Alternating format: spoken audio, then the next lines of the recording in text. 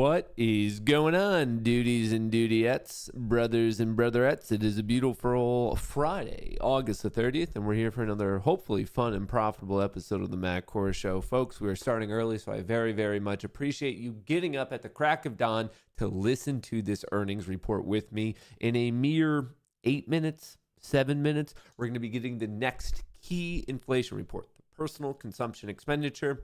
According to the headlines and according to the Fed themselves, they weigh this inflation report the most relative to the PPI report, the CPI report. This report, the one we're about to get, the PCE report, is allegedly the most important one to the Federal Reserve when they're deciding what to do with monetary policy. And as you can imagine, this particular one's important because in September 18th, 2.5 weeks away, we're going to be getting most likely our first rate cut. When I say most likely, the question is how big? Is it going to be 25 bips? Is it going to be 50 bips? Or is something crazy going to happen between now and then and the plan just completely changes? We don't know.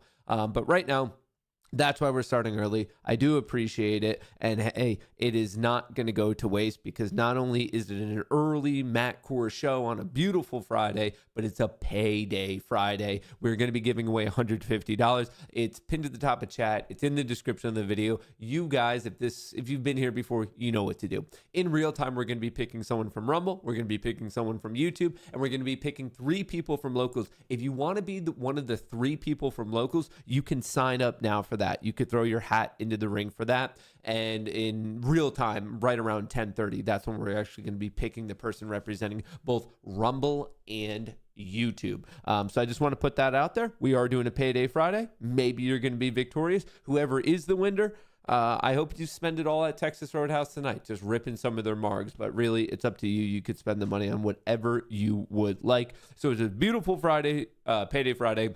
Hopefully, it's an exciting day in the market. Yesterday was bullish until it wasn't, and now we're already bouncing back. So that was a little bit of craziness. So hopefully you survive that. So a little bit later, we're going to be breaking down some of the price action. I do have some updates on individual companies: Ulta, Lululemon, Dell, MongoDB, Tesla, and there was one more. Oh, Alibaba. We're going to be giving you some individual company updates. Of course, we're going to be talking about the overall market. But since we are starting so early, we're going to have some extra time after we're done listening to our boy Rick Santilli. And we're going to be playing some of the clips of the Kamala Harris interview that came out yesterday. I don't know if you guys saw it. I myself haven't watched the whole thing because I had better things to do with my life. So I'm catching up on clips of it this morning with all of you. And the initial reaction, at least from what I'm seeing, is not so good. Not so good whatsoever. It seems like the internet is proverbially dunking on her. So I figured that would be something fun to do. Maybe just check out what in the world is happening with politics, which apparently to the betting markets, Kamala Harris has a slight lead right now. So I want to get into that as well. I hope that sounds good.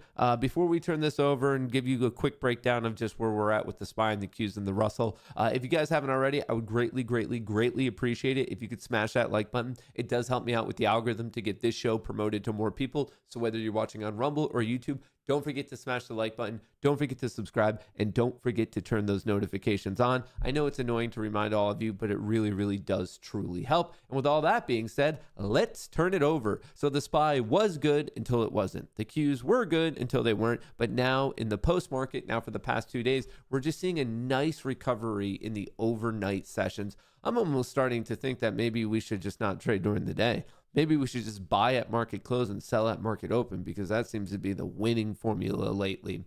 So the big news of the morning is what's happening with the inflation report. S&P 500 futures climb as traders brace for key inflation report. So what's going down is we got the CPI report out of the Eurozone that came in at expectation. That was at 5 a.m.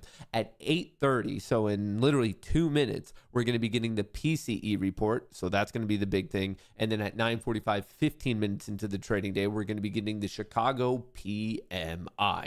The Fed's preferred inflation indicator is out today, Friday. Here's what to expect. Right here. For the July reading, the Dow Jones consensus sees little change in recent trends, 0.2% monthly increase in both headline and core. Remember, core is taking out food and energy, and respective gains of 2.5 and 2.7% annually. So basically, we're looking at 0.2% monthly and 2.5 and 2% for the 2.5 and 2.7, for the year-over-year readings. Those are the lines in the sand. Now, before this really gets going, just to show you where we're at with the likelihood of the next rate cut, 67% chance of a 25 bips rate cut. We're currently at 5.25%, 67% chance of that. And there's a 1/3 shot of a 50 bips rate cut. So that's obviously the information as of now before we actually get this inflation report. Let me fast forward to what we're doing in real time. I can't wait till they bring on our boy Rick. We're about a minute 45 out. Once again, 2/3 of a shot of a 25 bips on the September 18th meeting, and 1/3 shot of a 50 bips rate cut. Those are like what the market is currently predicting will happen. Once again, if you want to write these down, monthly 0.2, year-over-year 2.5 and 2.7 for headline versus core. Remember, core is taking out food and energy. This is the PCE report, the Fed's preferred inflation indicator. It's very similar to the CPI report. It's a little bit more broad in terms of the things that it measures, the things that they put into the basket to measure inflation. And on top of it, the things being put into the basket, it's a bit more timely. The CPI report, some of the aspects, particularly in rentals, has quite a bit of lag. So just things to consider. So with all that being said, let me throw up the SPY just so you guys can see it in real time. We're right now trading at 561.37, which is a nice recovery from where we were at market close yesterday. So the SPY's already up 0.5%, and I have a feeling it's about to pop. But with that being said, you guys have less than 1 minute to throw in your guess on the day. You have less than 1 minute to tell me if you think this is going up, up, and away, or down, down, and down, and below. What is your guess, folks? You got to tell me. You have 30 seconds. If you're guessing after we have the data, that's cheating. That's not fair. Don't cheat. Don't be one of those people. What do you think? 20 seconds left. I'm not seeing anyone. I'm not seeing it. What is it? Guess faster. Type faster. I've traded now for 35 years. The knowledge of trading does not come easy. Money management is your first priority, and the second is your emotions. The third is finally learning price action. I think that's actually pretty spot on. I think that's pretty freaking spot on. Folks, 3, 2, 1, boom. Did it not come out? Is it delayed? No. Did they delay it? Insurance. Did they delay it? Rick Santelli is standing by at the CME with the breaking PCE inflation Up data. a little. Rick? Yes, we are anxiously looking at the wires for this July read. Maybe some of the most important data points before we get to, of course, the up a little right now, meeting. But I don't think it came out. 0.2, 0.2, 2.5, expected 2.6, 0.2 to 2.6. Came in cool. Remember back in Why are we not ripping right now? Shout out to Profit. It came in cool. Comes in up 0.5%, exactly as expected. In the rearview mirror, up 0.3. There's our boy Rick. There's our boy Rick. March, when it was up 0.7. Now we look at real personal spending. Up 0.4, also better than expected, income, double in the rearview mirror. Spending, that equals 0.5. where we were in May. To find a higher level, you have to go to December of last year. Now, let's look at that PCE index month over month. Up 0.2, exactly as expected. However, it is a little warmer than the up 0.1 in the rearview mirror. And if you look back towards April, it was up 0.3. Now, let's look at price index year over year, expected to be up 2.5. It is up 2.5, and it equals trending down a little bit here. And all these 2.5 doesn't know what it wants to do. Lowest level since February of 21, and it remains that way, of course, because it was the same as last month. And if we look at now the core calmer PCE, reaction than I thought. Start for the month over month, up 0.2 as expected, same as the rear view mirror. And finally, core PCE year over year, expected to be up 2.7. And on this one, we come in a little better at 2.6, which equals our last look at 2.6. 2.6 really is the lowest to the last 2 months, going back to March of 21. How did the markets react to all of these data points? We're at 390 on a 2-year. We're still at 390 on a 2-year. We're at 385 on a 10, still 385 on a 10. 2 years are down 2 on the week. 10s are up 5 on the week as they sit. And, of course, the pre-opening equities are about the same as well. And I would like to point out, with all the volatility in FX, the peso, the yuan, we see the dollar index actually up slightly on the day and up on the week. Mike, back to you. Thank you. Yeah, some on-target numbers there. Rick, stay with us for more on that new inflation data. Let's bring in Derek Morgan, Executive Vice President at the Heritage Foundation, and David Wessel, Director of the Hutchins Center on Fiscal and Monetary Policy at the Brookings Institution. So, David, it seems like these numbers would kind of confirm the notion that we're giving it back a slight drop. Well in hand in terms we're dropping a little bit now. Forecasts are basically proving out. Market's having a tough time digesting this one. And the Fed has sort of moved on to really paying more attention to the growth side of things. Does that make sense? Still bullish. Absolutely. So this is a no surprise PCE report. Not good, not particularly better than the market or analysts expected, not worse. So that means steady as she goes.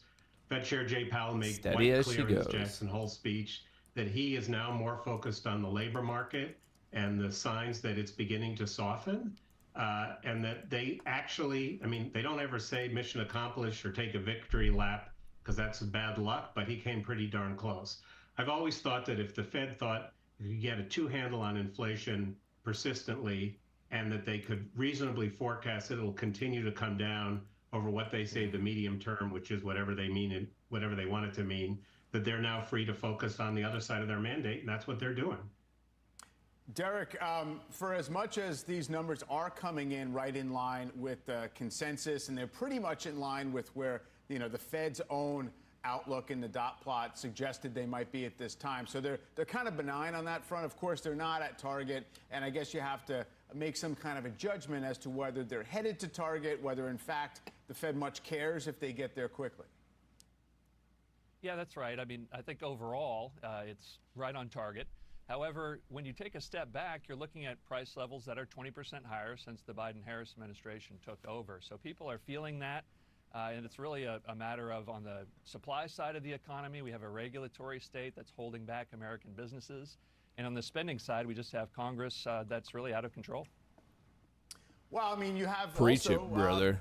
Pretty much record profits. Get our boy in the private Rick back sector. on. And it seems as if, while, yes, no doubt about it, people are still anchored to the higher price levels right now. If we get Fed rate cuts, if that seems like it could refresh some buying power in, let's say, the housing market as mortgage rates come down, do you think that we're not going to be able to sand off some of the edges there, Derek?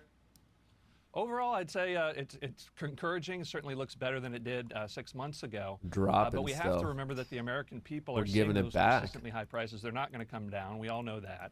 And we have, slightly above target still at 2.5%, 5 minutes 2.6%. cracking, 10 And minutes so you testing. have to see that 5 in the minutes context of cracking, it, 10 that minutes the about to economy, test. is doing okay. Whoa, brother. But you've got American people that are hurting out there. We've seen that with the credit card data. We're seeing people that are spending money that they don't have on things that they have to have: groceries, gas, and rent. Yeah, David, I guess this is the big question now. I mean, the soft landing premise has been obviously not confirmed, but it's certainly not been refuted by the numbers coming in. You have to test it at all times. The consumer side of things, the employment side of things, really kind of eye of the beholder right now as to whether it's hanging steady or is eroding. How does it look to you? No, I think, first of all, if you had asked me 18 months ago, Just give time back what to I Rick. expected, We're all here it would for not look Rick. anything like this. So I think this is pretty damn good. 3% growth in the second quarter, inflation gradually coming down as supply chain conditions ease. For many people, wages now rising faster than inflation. So I'm actually really we maybe surprised don't we're have not soft popping landing, but more we're right certainly now. approaching the runway.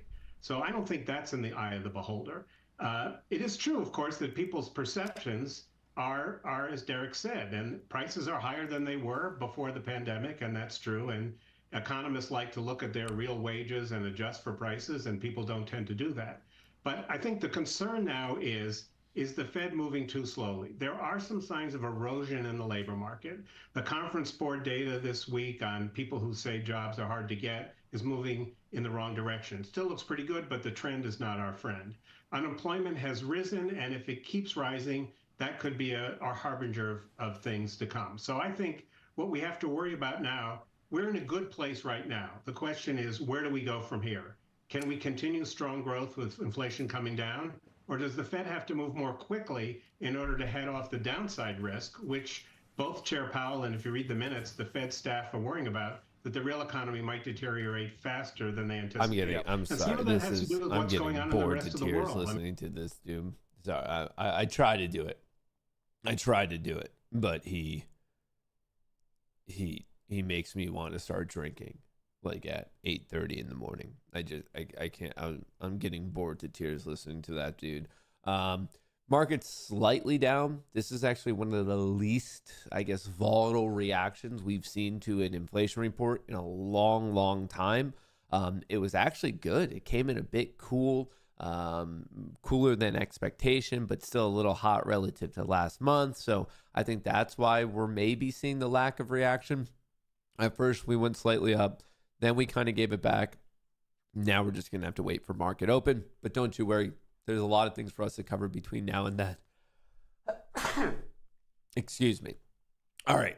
First of all, I want to remind everyone we are doing a Payday Friday. So if you're here right now, you can use this exact moment in your life to do what you need to on Locals. We're picking 3 people from Locals, 1 person from YouTube, and 1 person from Rumble. The YouTube and Rumble I guess, competitors, if you will be selected in real time. But right now on locals, you could throw your hat into the ring. Pinned to the top of chat in the description of the video, you're going to see something like this. If you're not a Goonie yet, if you already are, you could just come to the pinned comment. I do want to remind you, prices are going up on Labor Day. So if you want to be in the Goonie trading Discord, right now is the cheapest you're going to be able to get in. You can lock in these prices. Use your free month. Everyone gets a free month if you use the promo code Goonie. So use your free month and lock in these prices. If you like it, great, stay. You're locked in at the cheaper price. And if it's not for you, I understand, but no harm, no foul. It didn't cost you anything anyway, as long as you cancel your account within the first month. And on top of it, if you're joining now, you're also obviously going to get access to be able to do this. So I recommend it, highly recommend it, because it literally costs you nothing. This is a riskless opportunity for you to be in the Discord. And as you guys are going to see, it's very, very much worth it. I'll show you a little bit in a second. So just want to call that out. We are doing a payday Friday. How's the market looking? All right, bouncing a little bit. All right. Harris edges Trump in key states with Sunbelt now up for grabs. The honeymoon for the new Democratic nominee is far from over as she narrows or reverses Trump's advantages on key economic issues. Maybe. Okay. All swing states, apparently Harris is now ahead. So it went from Trump beating Biden to Harris pulling ahead. Arizona is apparently neck and neck. Georgia, which I find really interesting.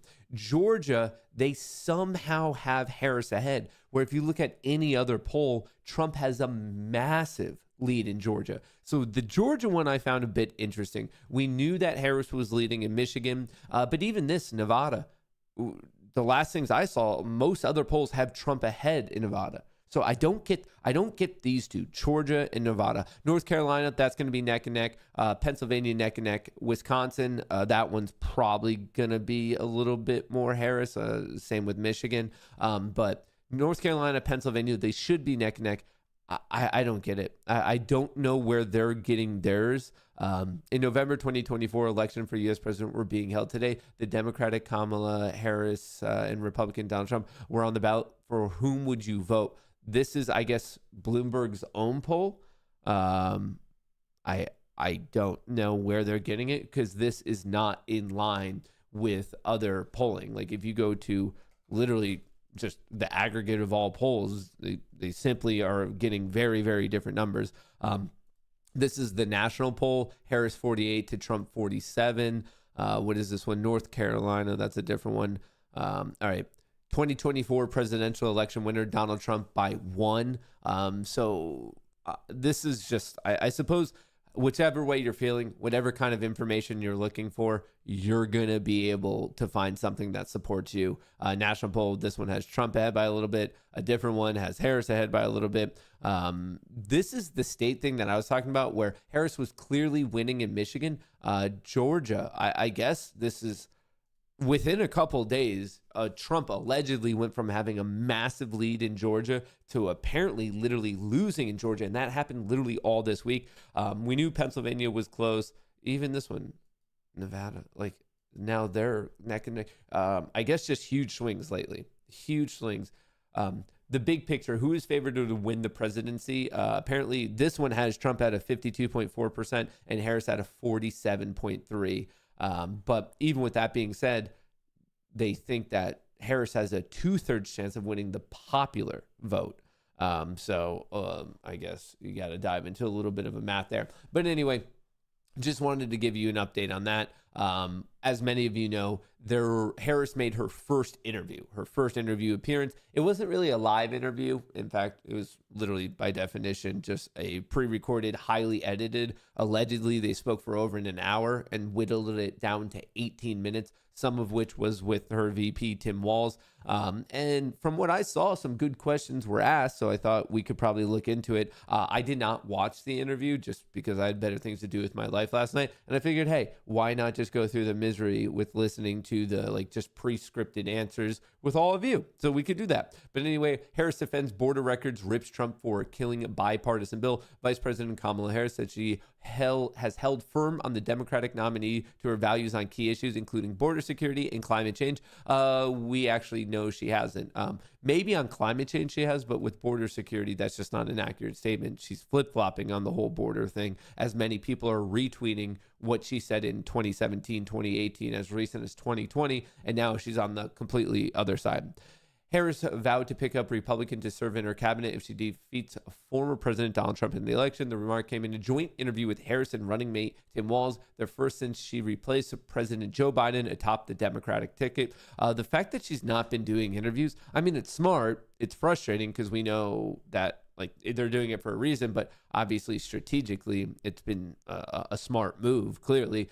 So with all that being said, I feel like now is a good time for us to go through at least some of the clips. I went through and I found as many as I could that I thought were of interest. So I figure let's just rip through it. Let's see what we can find. This was obviously a recorded. It was not live. I want to clarify. This was it was recorded, highly edited, and this was Kamala and Walz sitting down with CNN. Trump suggested you happened to turn black recently for political purposes. Next question, please. I want to ask you about your opponent, Donald Trump.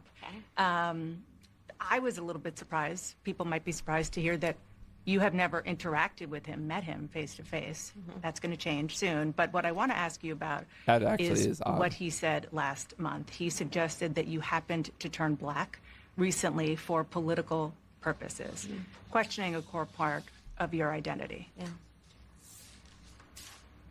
Any Same old tired playbook. Next question, please. That's it? That's it. I want to ask you about your opponent, Donald. All right. Interesting way to handle that one. Harris, you were a very staunch defender of President Biden's capacity to serve another 4 years. Right after the debate, you insisted that President Biden is extraordinarily strong. Given where we are now, do you have any regrets about what you told the American people? No, not at all. Not at all. I have served with President Biden. Not at all. For almost 4 years now, and I'll tell you, it's one of the greatest honors of my career, truly. He cares so deeply about the American people. He is so smart and loyal to the American people. And I have spent hours upon hours with him, be it in the Oval Office or the Situation Room. He has the intelligence, the commitment, and the judgment and disposition that I think the American people rightly deserve in their president. Harris, you were She has no issue that she was part of the group that lied to the public about his mental aptitude, his senility. She's fine with it. And loyal.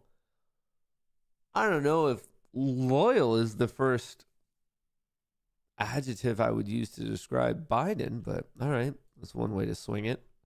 speaking.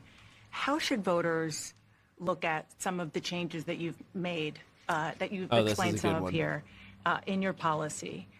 Is it because you have more experience now and you've learned more about the information? Is it because you were running for president in a Democratic primary? And should they feel comfortable and confident that what you're saying now is going to be your policy moving forward? Dana, I think the most important and most significant aspect of my policy perspective and decisions is my values have not changed. You mentioned the Green New Deal. I have always believed, and I have worked on it, that the climate crisis is real, that it is an urgent matter to which we should apply metrics that include holding ourselves to deadlines around time.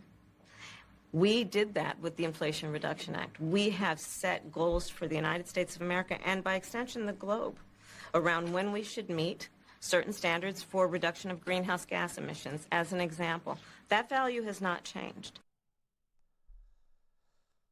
Oh, this is painful. This is actually not a good interview. Oh, this one's for Walz. The country is just starting to get to know you. I want to ask you a question about how you've described your service in the National Guard. You said that you carried weapons in war, but you have never deployed actually in a war zone. A campaign official said that you misspoke. Did you? Well, first of all, I'm incredibly proud. I've done 24 years of wearing the uniform of this country. Equally proud of my service in a public school classroom, whether it's Congress or the governor. My record speaks for itself, but I think people are coming to get to know me. I speak like they do.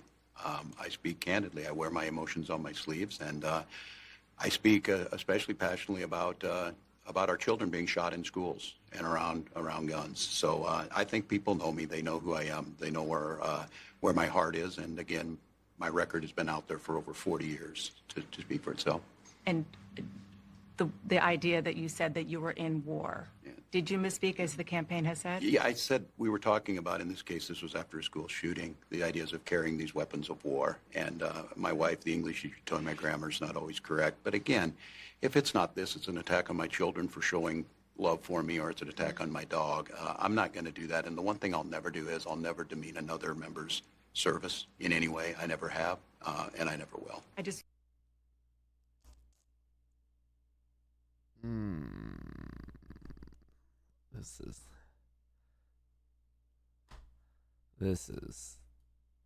this is the edited version? This is like what they got after editing?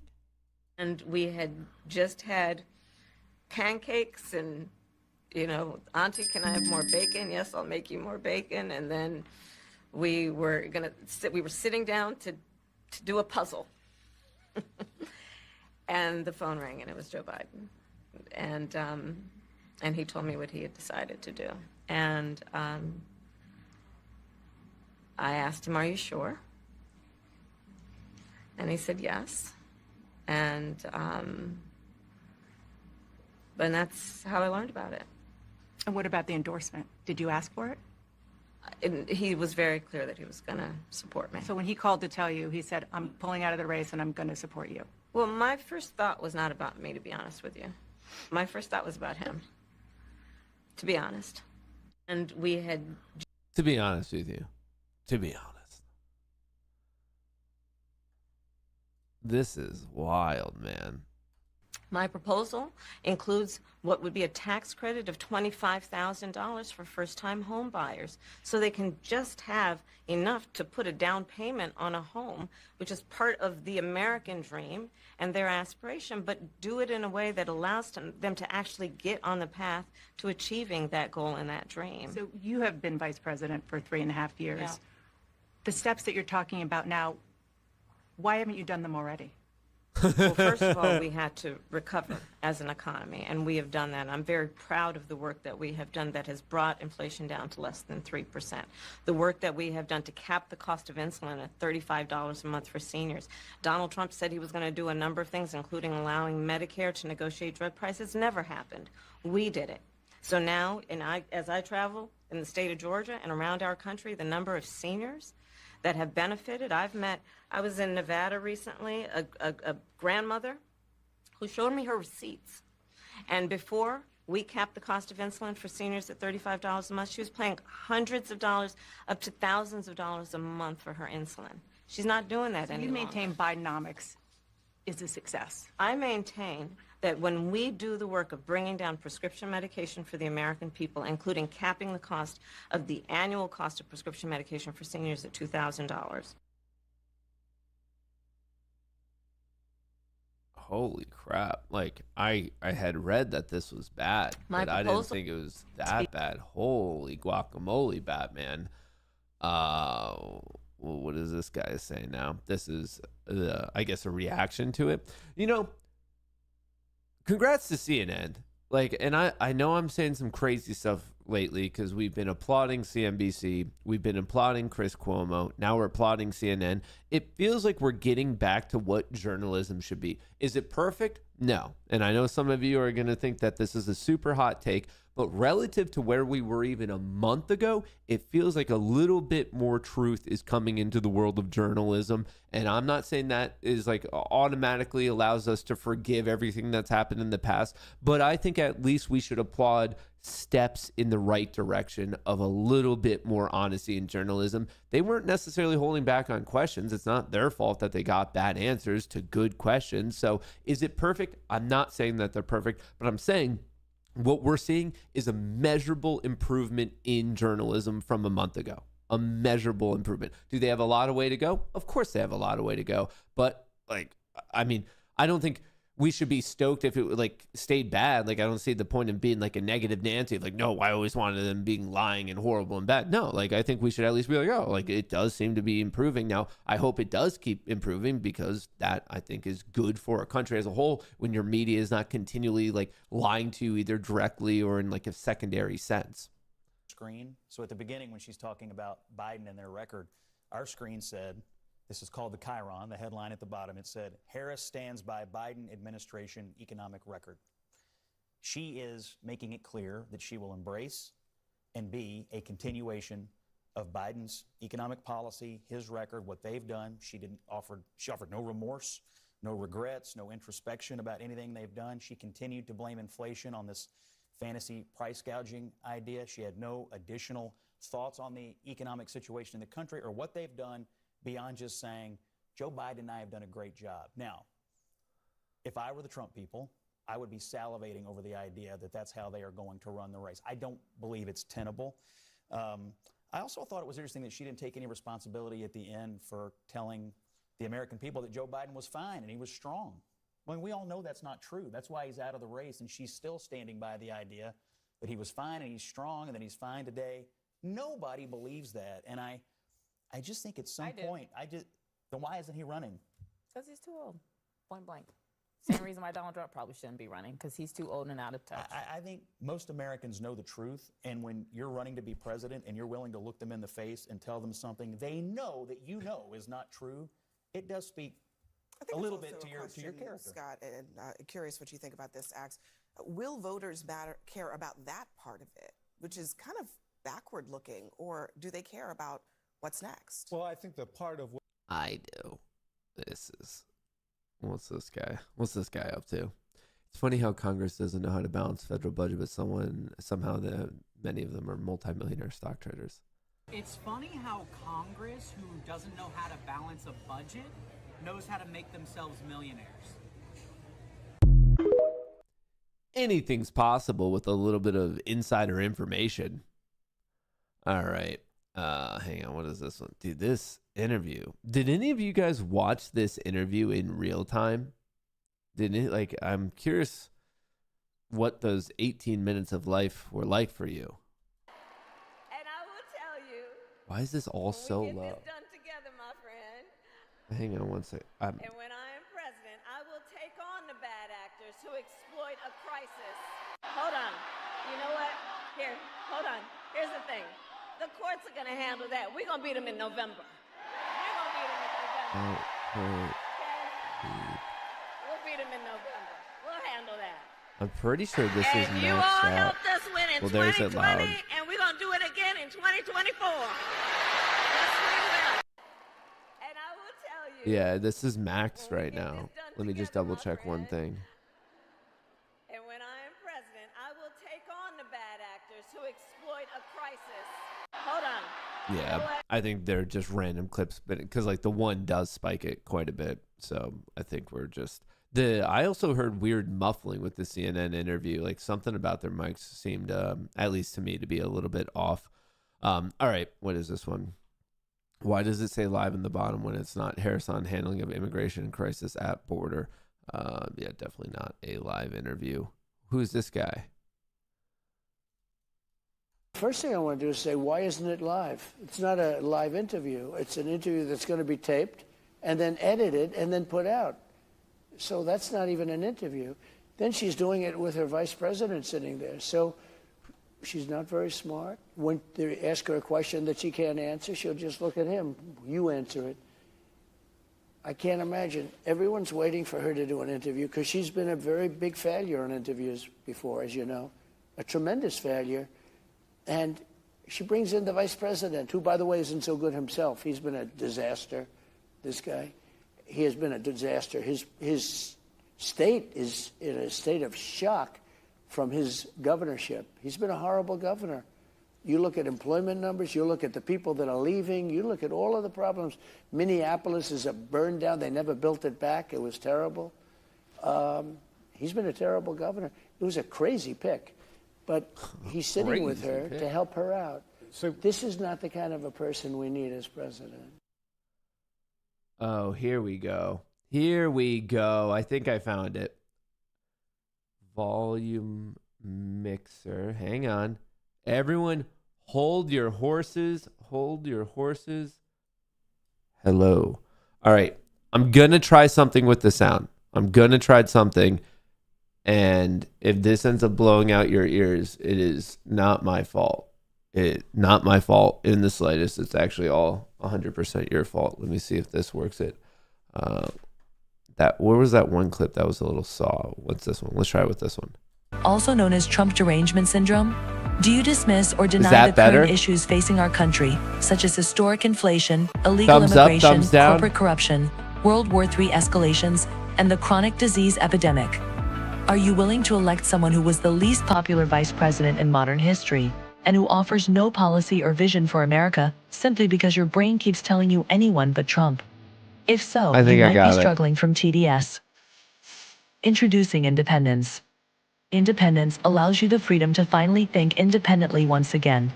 Instead of believing everything you hear from the mainstream media, independence allows for constructive critical thinking.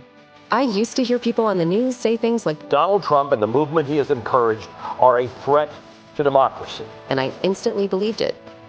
With independence, I now realize the media is run by the Democrat elite, who are a corrupt oligarchy that censors free speech, silences political opponents, supports forever wars, and abandons democracy by anointing its candidates.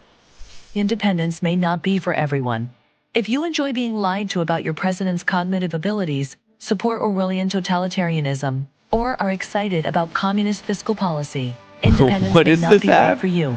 Common side effects of independence may include an awakening of rational thought, successfully identifying propaganda, freedom of choice, loss of hatred, anti-narcissistic behavior, and love of democracy. I used to blindly hate whoever my party was running against. I didn't care about facts or policy because I was hopelessly indoctrinated. With independence, I'm much more interested in policies that uphold democracy, and I truly care about the health of our country and its citizens. Ask your doctor if independence is right for you, and enjoy your freedoms once again. That is pretty funny. Almost marketing it as if it were just, I guess, medicine, pharmaceutical. All right, cool. Maybe we should talk a little bit about the market. How are we doing?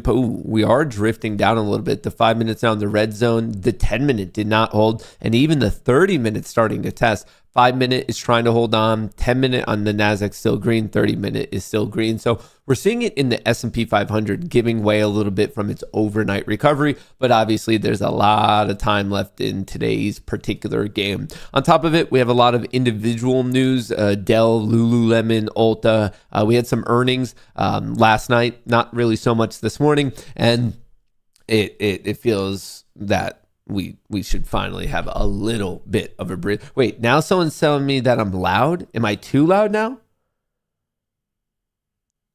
I'm too loud. All right. Well, hang on. Let's see. I could maybe alter one little thing. I'm not going to go too much the other way. So hang on. Hold your horses. Man, I can't make anyone. I can't make anyone happy these days. Here I am, just trying to put in an honest day's work, making everyone happy. Too loud, too soft, too shitty of a trader, too horrible of a person, too mean of a streamer. Can't make anyone. Are we good? Let's settle this issue once and for all. Is this it? Can I just stay on, can I lock in these current volume levels? Here's my voice. Do, re, mi, fa, sol, la, ti, do. That's my audio check. That's me, personally me. Good audio, 1, 2, 3. And then let's play a clip. We'll get a clip here. Here's a clip of a guy picking up a giant marble. Good. Louder? Please lock it in. Turn it back. Keep it loud. You're good. Mute it. All right. Who knew marbles could be that heavy? All right, I'm locking it in. We're finally going to put this volume level, this too loud. Dude, you guys are all over the map. I can't make anyone happy. I just want to talk about earnings. Folks. We're pretty much done with earnings season, but here are the final things you need to know. Dell beats estimates as server sales soar 80%, riding the AI wave. Dell crushing it. Currently up 5% in pre-market trading. Lululemon cuts guidance, misses sales estimates after botched product launch. Lululemon actually still green, somehow holding green even though they botched a product launch. Ulta misses Wall Street expectations, first time in 4 years, trims guidance after quarterly sales decline. Ulta, a little bit of makeup going down 7%, currently down 7% in pre-market trading. MongoDB, a little bit in the world of tech. MongoDB shares surged 13% on a guidance boost. MongoDB, how's it doing this morning? MongoDB, MDB, currently up 18%, crushing it. Not really an earnings play, but just important news. Alibaba jumps 4% in pre-market after it completes a 3-year regulatory overhaul. So this is Baba, currently up 4.6% in pre-market trading.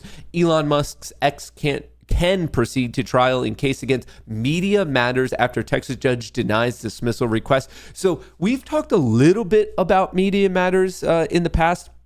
And I know Rumble has a lawsuit, or they at least at one point, basically Media Matters, they were trying to just get a bunch of companies and people canceled. They were like the Karens of the internet. And obviously Elon is going to war with them. I know historically Chris Pedlosky, the CEO of Rumble, was going against them. I don't know where all of the legal cases currently stand or even how many there are. I just know that Media Matters is definitely being sued to Kingdom Come. A federal judge in Texas has ruled against Media Matters and its request to dismiss a lawsuit filed by Elon Musk's X filed a lawsuit in November after Media Matters published a report showing that hateful content on the platform appeared next to online ads from companies like Apple, IBM, and Disney. Because of U.S. District Judge Reed O'Connor's decision, X's lawsuit against the nonprofit media, that's what they are. They're a media watchdog. This is where you go if like your highlight in high school was being, I don't know, like a hall monitor. Anyway, a nonprofit media watchdog and 2 of its staff members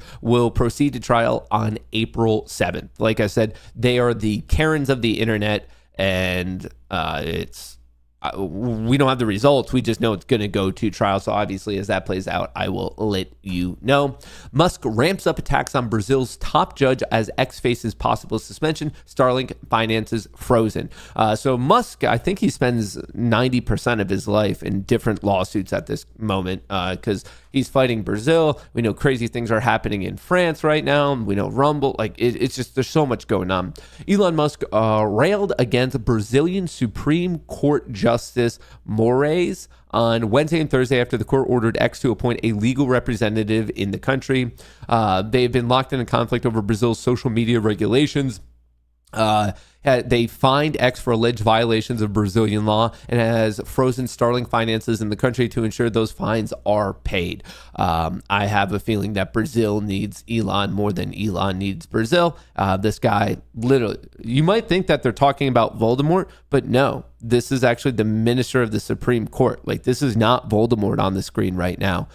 Which surprised me to find out, but just want to let you know, not Voldemort. This is not a Harry Potter reference. This is a real human in Brazil that is apparently fighting Elon Musk, the chosen child. Brazil, obviously the populace of Brazil, like overwhelmingly in support of Elon, especially when it comes to something like Starlink, when so many of the regions of Brazil don't have access to the internet, or it's very questionable, or it's not stable. So the average person in Brazil, overwhelmingly, there's many polls on it, wants Musk to be like they don't want the government fighting them. But I think Brazil is going through a lot of its own issues. Very quickly, just so you guys know, when you sign up for the Discord and everything, it's all via Locals. And on Locals, I also give you a newsletter every single weekend. So for example, this Sunday, it'll show up in your email inbox. You don't have to pay for this. It's always free. It's always going to be free. You don't have to pay for this. Basically, I break down the week and what to look forward to in the upcoming week, all the major macroeconomic events. So for example, today, we already got the PCE report coming in a little bit cooler than expected. Personal spending, personal income at 9:45, 15 minutes into the trading day. We're going to get Chicago PMI, and then there's also going to be a consumer sentiment report at 10 a.m. Like I said, we went over some of the earnings. We're pretty much now done with earnings season, so we'll have a couple week break, and then we're going to start a whole nother earnings season. And then with respect to seasonality, I do want to let you know that over the past 25 years, this has favored the Bears. Today, individually, has favored the Bears. So on this day, Friday, August the 30th, the Bulls have only won it 32% of the time, roughly 1/3. The profit factor is below 1, as in it pays more to be a Bear than it does a Bull. So obviously, the seasonal bias is bearish. This is a look at the hypothetical equity curve you would have if you bought at open and sold at close on the S&P 500 futures market. Obviously, you would be losing and losing and losing money, i.e. this day clearly favors the Bears. Is this a guarantee? No, I'm just telling you the odds. Just going off seasonality, the Bulls have a 1/3 shot and the Bears have a 2/3 shot. So it's by no means a guarantee. These are obviously the hypothetical results. If you took this one trade per year, this is what your equity curve would look like. I honestly think this is probably the most valuable thing within the newsletter. I give you the breakdown of every individual trading day for the S&P 500. And on top of it, I just give you a recap of how Piper was doing. Unfortunately, Piper is no longer on her streak of perfection. She lost it yesterday. So this week, Monday, Tuesday, Wednesday, 2, 4, 6, she was up to 28 trades in a row, and she could not get over to 30. So let me talk about that for one quick second. And it was all because of the random drop at the end of the day. So here at 10:24, Piper was saying, hey, I'm feeling pretty bullish. Recommended a put credit spread bullish with 4 out of 5 confidence, which converts over to a 2x multiplier. Basically said, hey, I think it's going to be above 559 on the SPY. I think it's going to be above 472 on the Qs. And that was good for most of the day. And most of the people in the Discord, myself included, took profits early. But if you had held it all the way till the end of the day, it ended up vomiting. So this trade was good till basically right here, 2:30. It was saying, hey, I think above 559. And then even at the end of the day, it got back above it, and it was really, really close. It was the final 15 minutes that basically caused Piper to lose her streak of perfection. She had 28 trades in a row, and now she has to restart. But Pippa, she'll figure it out. She'll figure it out. Same thing with the Qs. What was the particular level there? Saying it was going to be above 472 at the end of the day. That was true. Same thing until this vomit at 2:30. Then it bounced high enough that it was true. And once again, it was the final 15 minutes that just made it so it wasn't so. So I just want to keep you guys, I don't know, as much as we're there bragging about how good Piper is. She did not have the best day yesterday, and it was all right at the end. With that being said, though, I don't hold till the end of the day. When I have enough profit there, I'm going to take it. So here's my trade. I got in at 10:24, roughly around when Piper fired. It was a minute later. And then I took my profits at noon before the vomit. So I sold at $1.15. I had my own put credit spread on SPX, bought it back on 30 cents. I had 15 of them, which was a nice gain of 1.2 thousand before fees, 1,275 before fees, so about 1,200 after fees. So I was able to kind of sidestep the craziness at the end of the day. So if you're thinking of why should I join the Goonie Discord? Well, first of all, the first month is free if you put in the code Goonie. You could have had access to this. If you would like my play, you could have had it. You would have paid off 2.5 years, almost 30 months on that trade alone. You could have played bigger. You could have played smaller. My point is within that first free month, there's a high likelihood that you're going to find enough value between Piper's callouts, the salad bar strategy, my trades, whether it's the day trades or the swing trades. You have other people's trades. You have access to all the previous lectures. There's a lot going on, and the first month is free. I mean, you could talk to any of the recent people who've signed up, and I think right away they get in there and like, oh, wow, like there's a lot going on. And the fact that you have access for free for the month, you get to lock in these prices because don't forget, they are going up on Labor Day. So take advantage of the free month so you can stay grandfathered in. And on top of it, as a little bit of a kicker, you're then going to be able to play in today's $150 giveaway. We're going to be doing that at 10:30 today. We're picking a random person off of YouTube, a random person off of Rumble, and 3 people off of Locals. We're going to do the YouTube and the Rumble in real time, so just wait for that at 10:30. But if you want to enter on Locals right now to be potentially one of the participants, it's right here, pinned to the top of chat in the description of the video.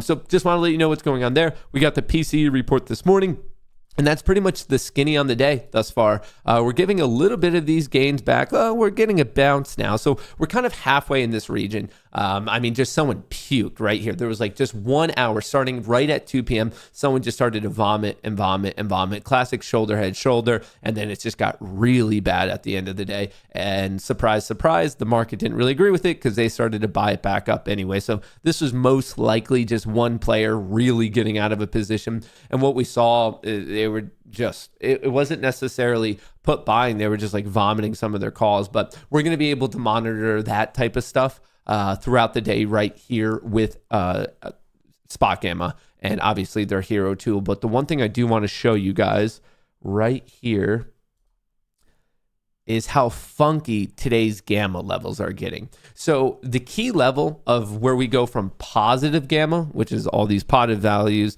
to negative is somewhere in this region between really 5, 5, 6, 4. So there's some positive gamma, but really it kind of changes right around 5,600. So this is where potentially an inflection point will be between being in a positive, stable gamma environment or kind of an unstable negative gamma environment. And that inverse is roughly between, I don't know, 5,585 and 5,600 on SPX. So that's for, well, here's actually for today specifically. So that was total. This gets even more funky. Dude, whoa, this is a weird day. So you have positive gamma, a patch of negative gamma, another patch of positive gamma, and then a big patch of negative gamma. So there could be some high, and once again, I'm just focusing on today's expiration. Obviously, you can see how it changes a little bit when you consider it all. But for today's expiration, it's just clearly positive, clearly negative, but in between, there could be some funky stuff happening between 5,560 and 5,615. So I just want to call that out right now. There could be some funky stuff in those levels. Just wanted to put that on your radar before the market opens. And right now, I don't know, just to give you a rough idea of where we're at, SPX, we're kind of at the upper band. So I'm just kind of roughly judging it of where we saw this. Yeah, we're about halfway through. So we're probably around that upper band of like the top of that funky level at 5,615, which actually might end up serving as some resistance. So just to give you that rough level of where we are right now. But with all that being said, we have about 15 minutes to go before the market opens. So I have 2 questions for all of you. My first question for all of you is, are you bullish or bearish on the day?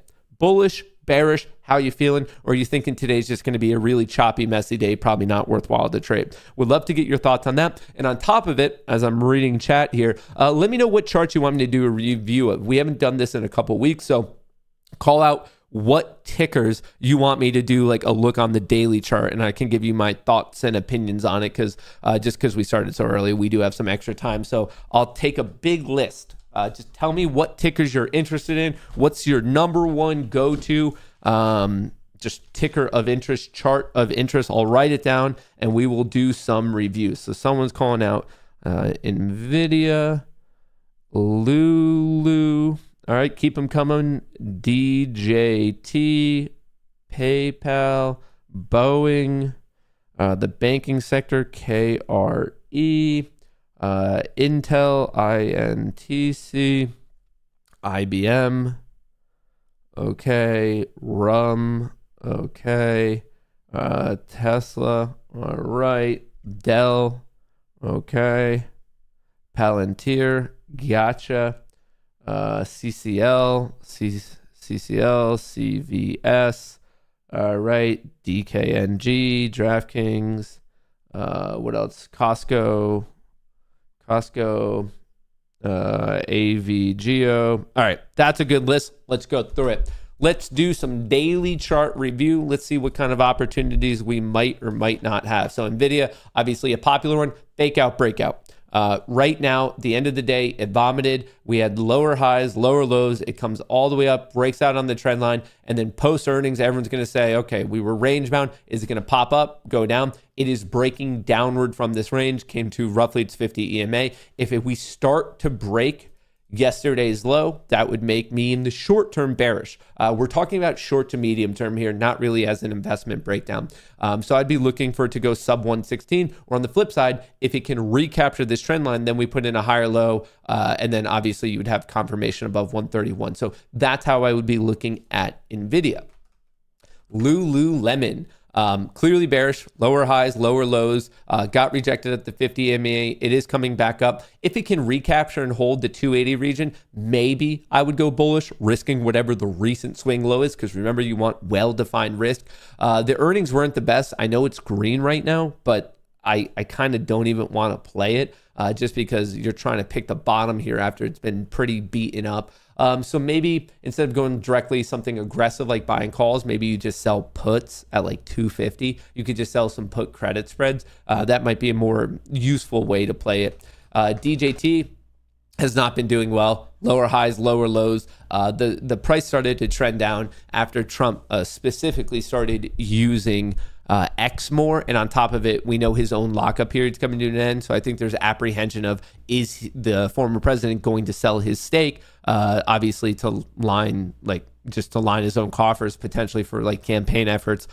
So the overall trend is not good. Lower highs, lower lows. I wouldn't be buying just arbitrarily to try to pick a bottom. You need something to play off of, and it just made a fresh low. So I don't really know what your risk point to be bullish is. And also to be bearish, well, you're now kind of tracing. So if you don't have a DJT position, I don't think this is the time to necessarily make one. The next one was PayPal, up and away, potentially a breakout. So I see this right here. Okay, PayPal fighting back. It was clearly range bound, a little bit of accumulation going on. Got this upside gap fill from August of 23, so almost a year ago, and then from there pumped all the way up post earnings, flat, potentially breaking out. It's a little aggressive, but if you're okay with risking 71.25, or maybe a little bit wider at 70, somewhere in this region, that would be my risk. I don't mind taking this breakout play. I really don't. I mean, your first target would be around 76, but if it could get above 77, there's a whole nother upside gap fill all the way up to 85. So once again, I would just be very stringent of using one of these two levels as my risk point. Boeing. The beleaguered Boeing stock, lower highs, lower lows, continued lower highs, lower lows. A good play was recently right here on this failed breakout attempt. It tries to break out, starts to break back down. That probably would have been a good point to go bearish because you have a well-defined risk at 180.70. But overall, this one really doesn't move the most. Of course, there were periods of popping, but right now, it feels like all the news cycle around Boeing is like particularly bad. So I might avoid it, but from a technical point, this failed breakout, a failed bullish breakout is inherently bearish. And then it started to revert back down. You have well-defined risk, and right now it is range bound. So obviously you're looking for the failure of 170. KRE is the small banking sector. This is going to look very similar to the Russell. So obviously a pump up, comes down, higher low, starts to pump again.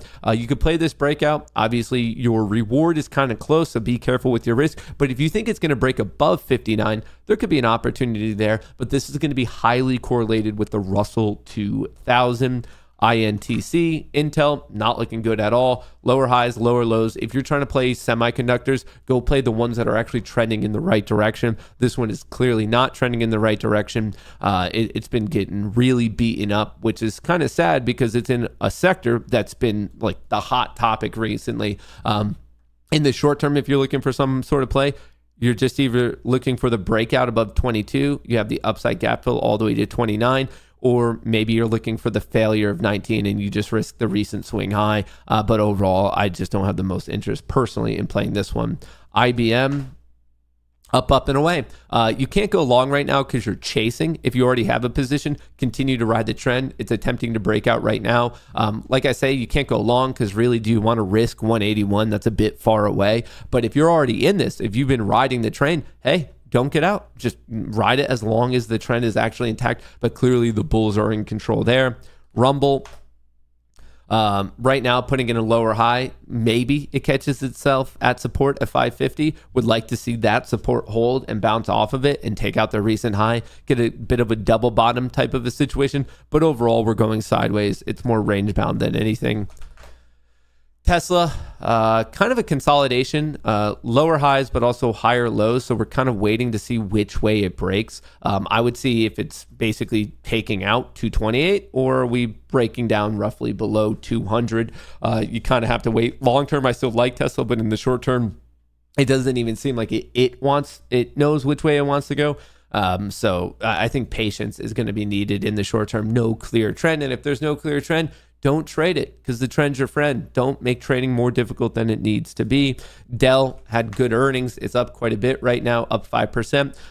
Breaking out of this range that we have, if it can hold, this might be a long-term like kind of turnaround here. If it can get above and hold above this 50 EMA and you're okay with risking 108, the recent swing low, you might be able to catch it. You might be able to see if there's a little bit of follow-through optimism on it. That's not the craziest idea. There's an upside gap fill at 132. Not a bad risk reward.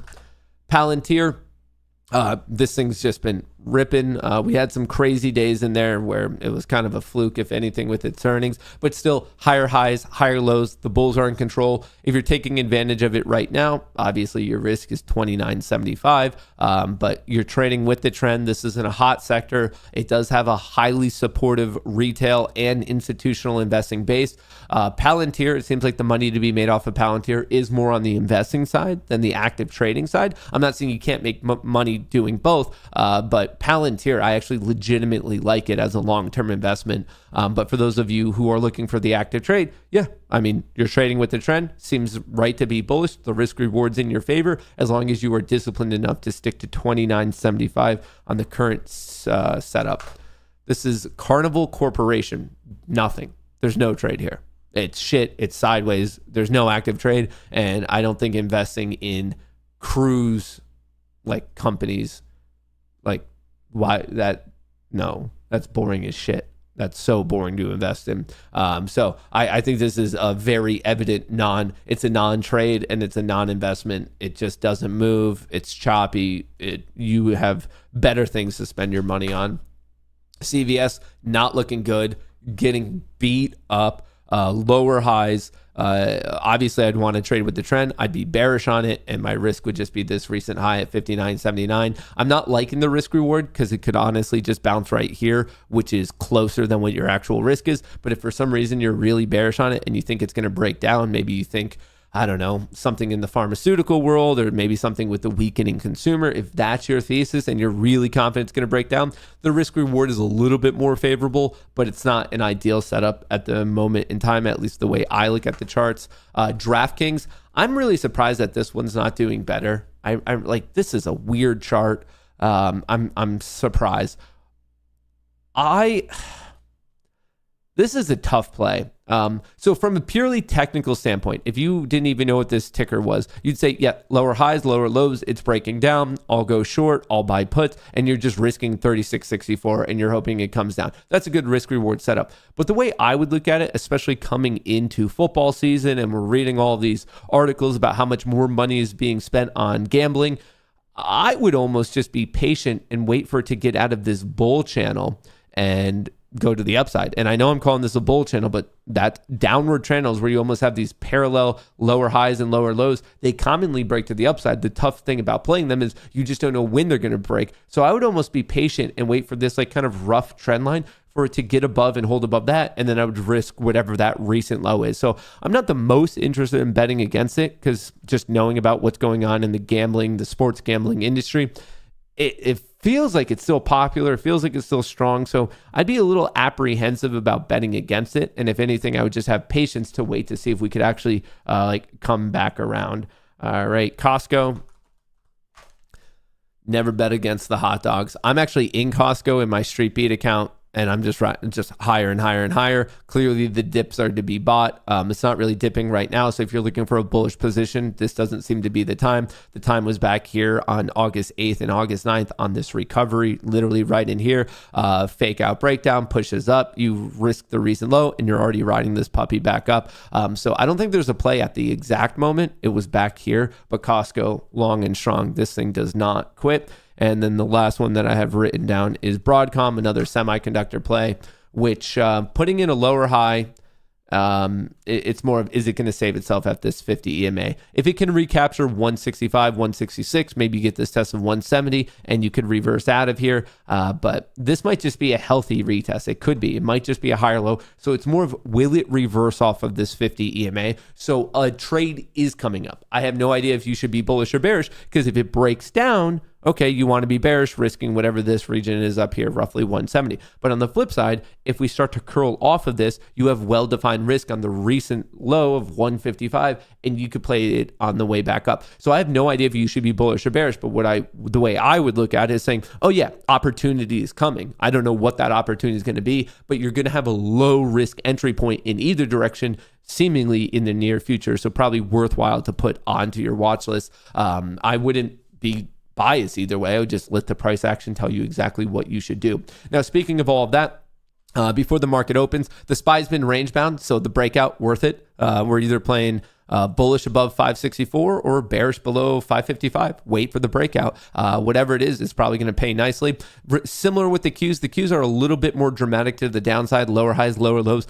I thought we were reversing yesterday. Obviously, that did not happen with the late day puke, but maybe we'll get a second shot today. If it can recover above 478, I like it, because then we have higher highs and higher lows, and we're bouncing off that 50 EMA. But on the flip side, if we break down below the 50 EMA and it doesn't hold this gap fill at 465, there's a whole nother gap fill down here at 454. With respect to the Russell, higher highs, higher lows, nice recovery. If you're bullish right here, your swing risk level is 216. So that's up to you individually. Are you okay with risking that? If so, great, ride the trend. And if that's a little bit too much or just not how you see the market, okay, wait for a more ideal setup.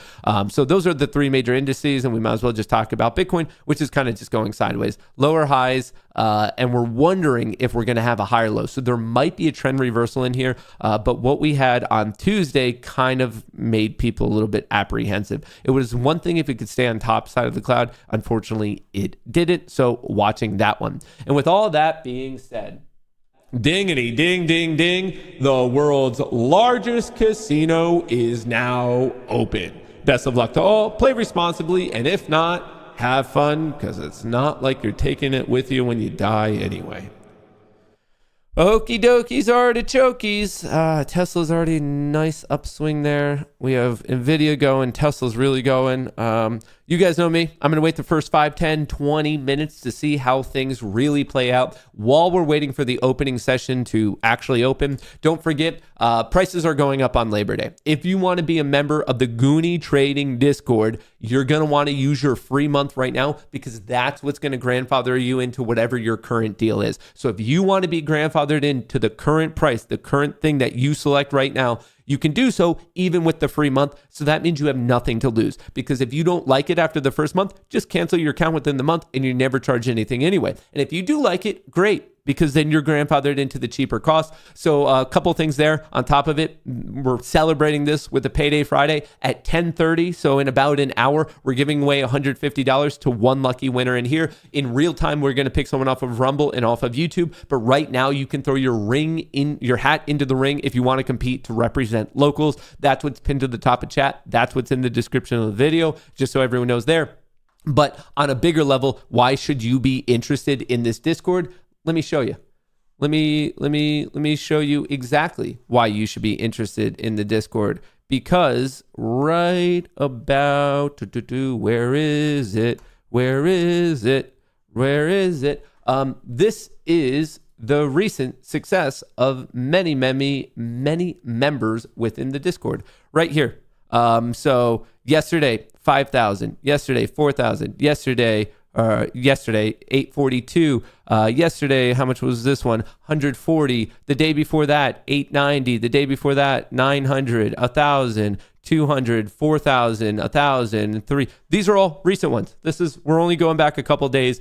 These are all the recent success stories of people within the Discord. So I know I take time to kind of show off how I'm doing in my trades and let you know what I'm doing with Piper and whatnot. But I just want you to clearly understand that it's not exclusively me. Like, yes, I will share my things because I think one thing you should do when you're talking about trading and whatnot is be as transparent as possible. So yeah, I'll show it up. But I just want to make it very clear. There are many other members within this community who are using the community to their advantage to bring their trading to the next level. And what I'm offering you is a chance to do that and test drive it with no risk to you for an entire month if you simply enter this code Goonie. And then if you do like it, great, you can stick around and you're going to be grandfathered in at the cheaper cost. So it's not just me. You saw it right there. I mean, a lot of people doing very, very well.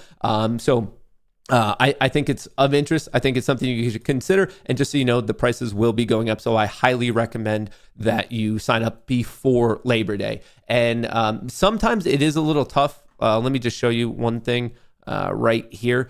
When you sign up on Locals, I get questions of how you can get into the Discord. Well, first of all, this is the Payday Friday giveaway. That's the link to the Discord. So you click that. There's also a giant Discord button right here. You could click that to get into the Discord, or the very first pin message has the link. You could click that. And also the third message has the link.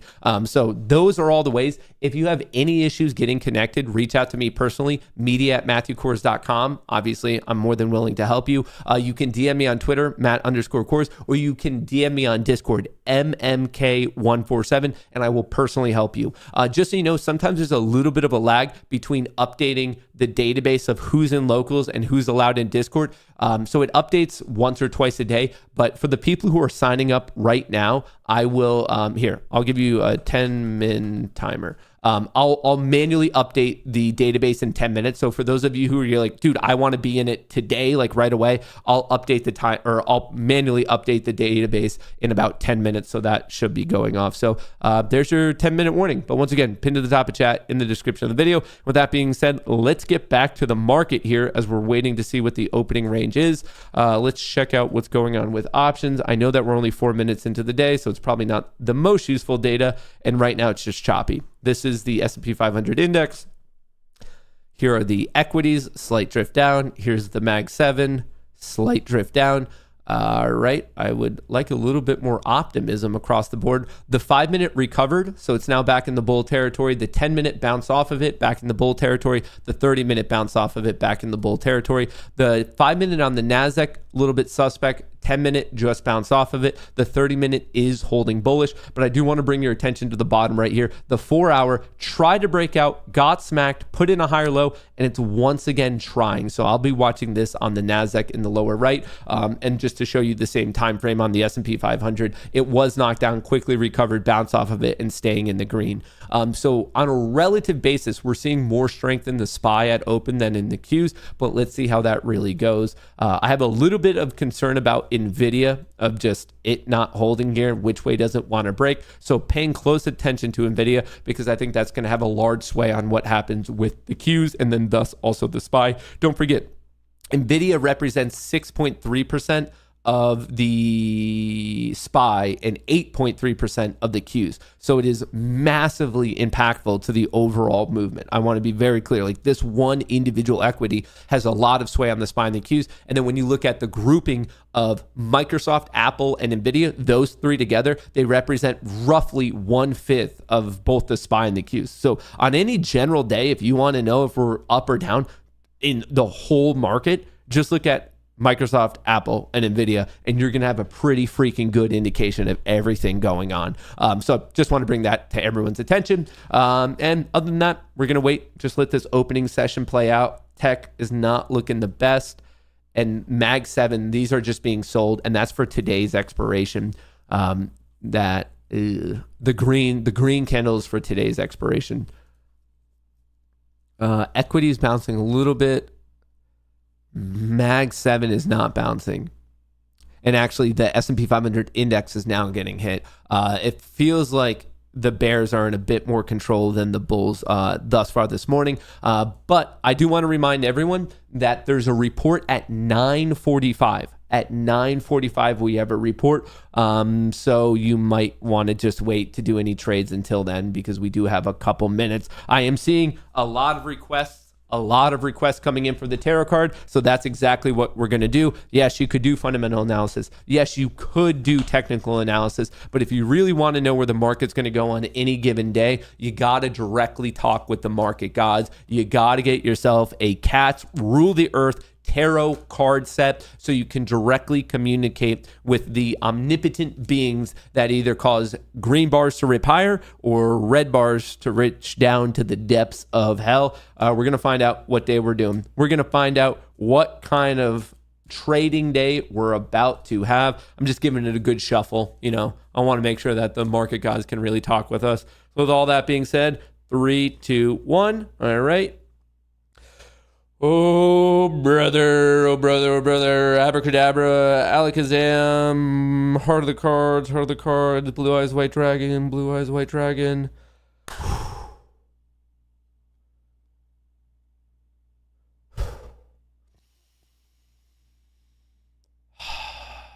Please allow today to be a good Friday. Please allow it to be a good Friday. Please, please, please, please, please, please, please, please. Dude. Brothers and brotherettes, we just ripped the King of Cups. Not only is that feline a king, but he also looks like he's a little bit of the jazz cabbage, if you know what I mean. Those are some eyeballs, brother. That is not just a rich cat. That is a rich cat who's on a little bit of the sauce, if you know what I mean. So I think that means we're going higher, if you catch my drift. It feels like we're going higher if I were really to interpret that just off of the art alone. But anyway, let's look it up. Let's see what the King of Cups is really all about. The old King of Cups. The King of Cups. The King of Cups. The King of Cups. I don't know if they're going to directly tell us that he's high, but it looks like he's high. Emotional security, mentor, support, a loving person who gives the positive regard and unstinting support that enables you to flourish emotionally or creatively, a counselor, spiritual teacher, a patron of the arts, for example. This card could also indicate that you need to find such qualities within so you can have the confidence to fulfill your destiny. Honestly, it sounds like the tarot cards are pitching my own Discord community. A loving person who gives the positive regard and unstinting support that enables you to flourish emotionally. That's me. Have you guys read the reviews for the Goonie Trading Discord? Every other person is talking about how I help them grow emotionally. Like, honestly, every other review in the Discord is like, the trading's fine. It's about 50-50. But my emotional growth, it's much more of it's like a lifestyle Discord, if I were to really explain it. A lifestyle Discord. They're like, my trading sucks, but my emotional aptitude has like gone through the roof. Ask the Discord members. Ask them. They're like, dude, emotionally, financially it's horrible, but emotionally, dude, I'm where I need to be. It feels like the tarot today alone is just really, it's helping me pitch the Discord. And that's nice of the market gods. That truly, truly is. It really, really is. Shout out to the market guards, to the tarot cards for helping me out with that one.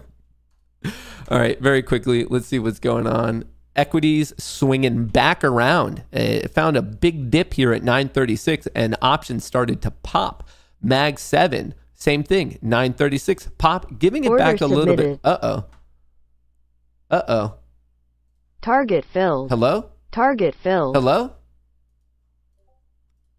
Hello? So some of it locked in. Mom? Dad? All right, I guess we're hoping it's bullish today. Target filled. Hell yeah. 250, 300, 200. What's that? 750 out of the gate? I'm liking it. Dude, it can't be a bad day when you make 750 in the Order first 11 submitted. minutes worth of work. Target filled. And we're still going, dude. Target We're still, filled. dude, we're still Target going. filled. 250, 200, 160, 160. So whatever the math is on that, 400, 320, 320. So we're now over 1,000 on the day. Not a bad day. That only took an extra minute's worth of work. This is why everyone should be on the stair stepper, honestly. I know we're talking a lot about emotional support, but if you want to know how to pull this off, my best trading ideas come to me when I am about to either pass out or shit myself on the stair stepper. And I'm not saying that as a hyperbolic comedic statement. I mean, no, push your body to the physical limits where something bad's going to happen on the stair stepper, because it's at those levels of like you pushing it to the edge of life where you're really going to come up with the best trading. You really, really are. I come up with trading systems and strategies and techniques in one of two ways, and they're both good, but I use them for different things. Number one is the stair stepper. I push myself physically and mentally to the limit where I don't know if I'm going to be alive. I get onto that stair stepper, flipping a coin and saying, dude, you might not get off. It's on that edge where all of a sudden you're going to be connected to the metaphysical universe, and you're going to have a better vision, a better vantage point on the market. You're going to have a heightened sense of lucidity. The other way, the completely second way, is I just talk to my cat. Piper, for some reason, in one way or another, she has a huge knowledge of trading, and I'm like, hey, what should I do today? And she tells me. But I'm not going to be using that secondary manner for quite a while. I'm currently in a fight with Piper. Not that anyone asked. I thought I should let you know that I am currently in emotional and physical conflict with the CIO, the Chief Investment Officer of the MatCors Industries. Her name is Piper. She's about 12 pounds, and generally things are good, but over the past week or two, things have taken a really, really rough turn. You guys probably can't see this. I don't think I'm flexible. There's a giant cut on my foot, and the cut is not from a blade of sorts. It's from a claw. It's from a kitten's claw, and the owner of said claw, her name is Piper, and this wasn't a fair mano-a-mano scuffle in my apartment. It didn't happen where we were clearly going against each other. She attacked me when I was at my weakest. She attacked me when I was dead asleep, most likely dragged up on Benadryl. She intentionally came after me when she knew I had no defense. Now, obviously, she's a high-end tactician. She's a high-end strategist. So it's smart, obviously, because of the size differential. I'm at least 2 to 3 times bigger than she is. She understands that she has to use other things, such as the darkness of night, to attack me, to potentially win. And she did. So I'm not really mad at her strategy, but being on the receiving end of it was not ideal. It was not ideal, dude. My toe there's just like one. All right. Maybe I could take a picture and show you guys. How could I pull this off?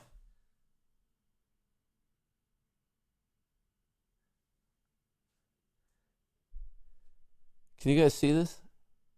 Can you guys see that thing? She just ripped my big toe apart. This just happened like an hour ago, 2 hours ago. There's still blood on it. Don't sell this on feetfinder.com. I'm just trying to show the damage I sustained. That happened. I've been assaulted. This is assault. If another grown man had done that to me, I would have an assault case on my hand. Hang on. Where are we? With camera. Am I trading? Oh, I am in trades. 3:30. I was assaulted. And don't sell that on FeetFinder. Come on, folks. I have a family. Heyo, for free? Come on, brother. Give me the money. Target. There we go. A little bit more. Oh, I do have an update on Apex for all of you. Heyo, for free? Go to the hospital immediately. I should. Come on, dude.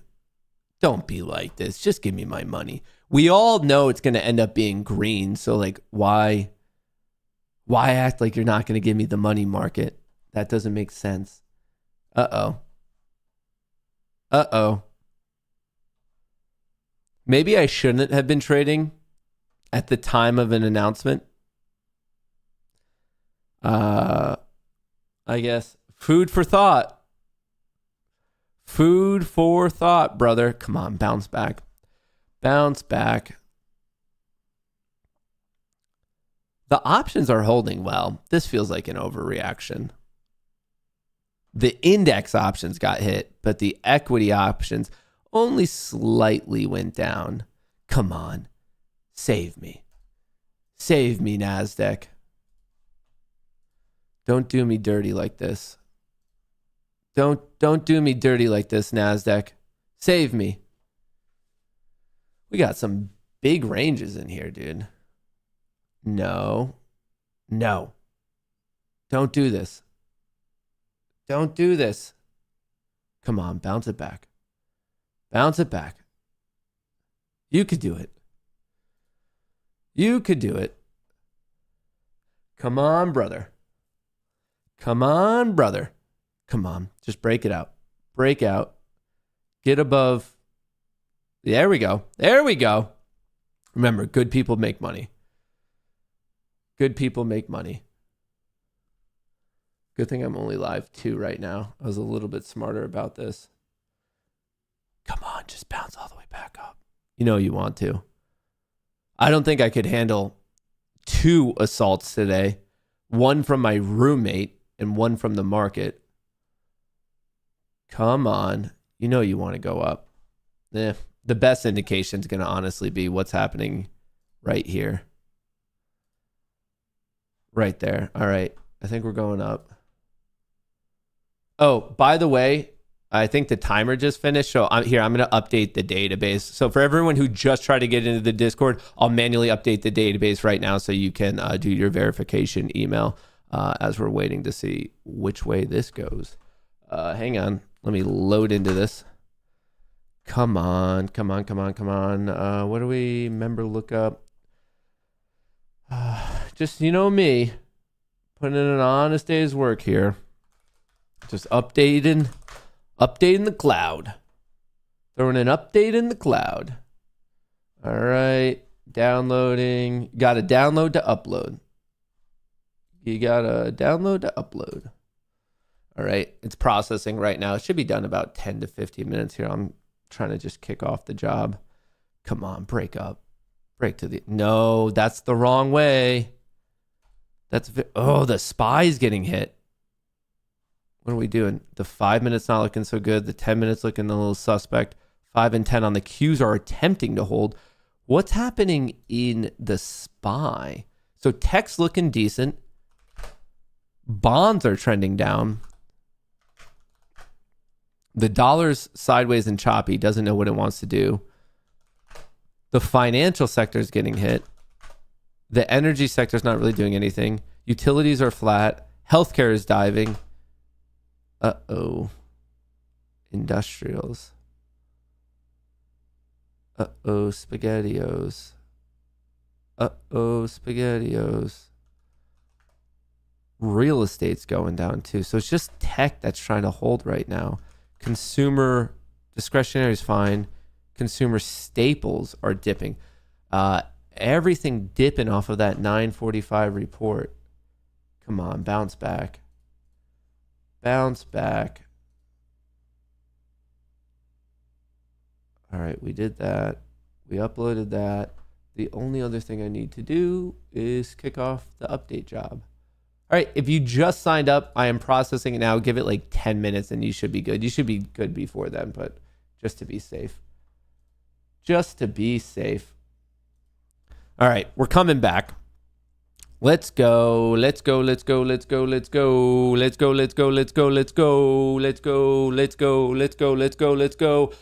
money.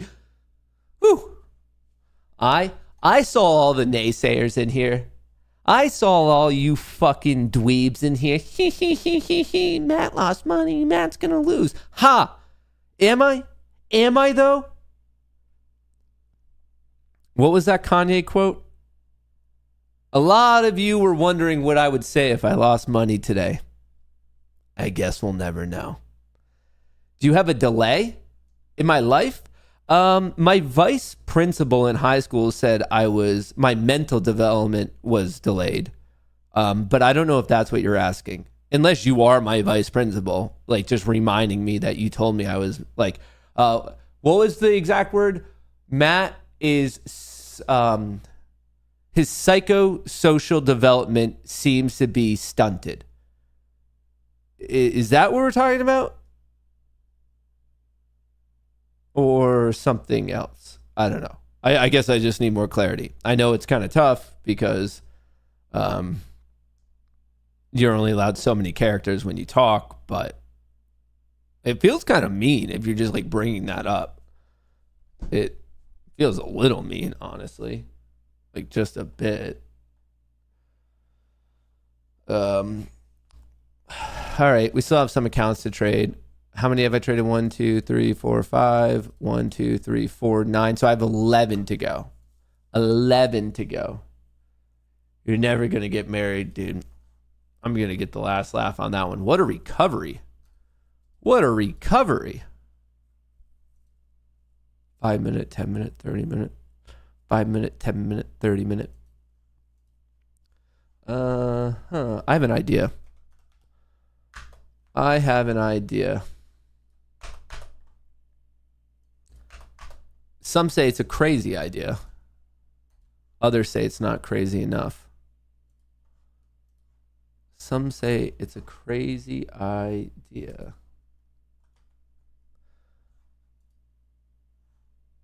I gotta be faster. Trade options. The 6th.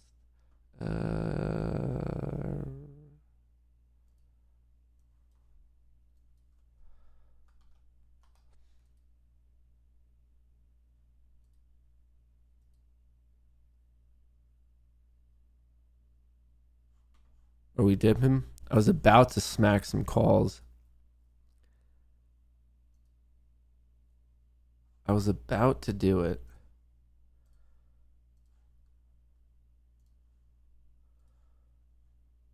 All right, marking out some highs and some lows. Let me see how dumb I'm being today.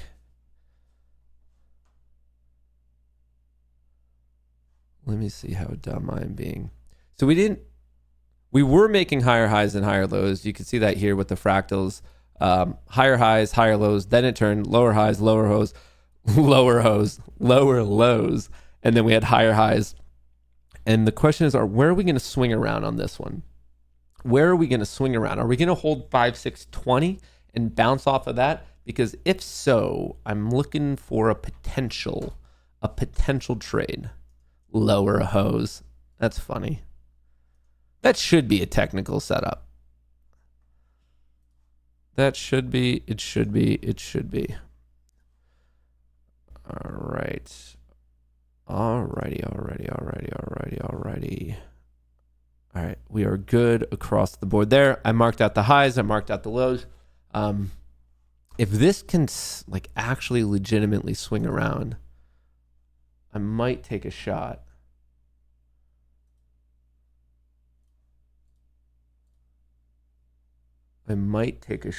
That's obviously a big if, though. It feels like it's trying to make up its mind. The 5 minute kind of bar coding, but still holding bullish. The 10 minute bar coding, still holding bullish. 30 minute looking a little bit more clear cut on the S&P 500 than the NASDAQ. Even though that was the weak one this morning, it recovered better after that 9:45 announcement. It recovered better. And I'm watching this 4 hour down here to see if it closes in 3 minutes. I'm seeing where this bar closes. Will it close above the 50 EMA? Because if so, that could be an opportunity. NVIDIA, decent push up to 121, taking a little bit of a breather, but overall higher highs, higher lows. Tesla, a little bit more choppy. NVIDIA's up 2.6%. Microsoft was looking good, giving a little bit back now. Apple not looking the best. Meta not looking the best. Rumble's flat. DJT's flat. Netflix was down, picking up a bit. Amazon is up and away. You might want to put that on your watch list.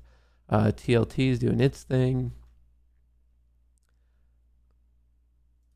Broadcom, AVGO. Someone asked about that this morning. All right.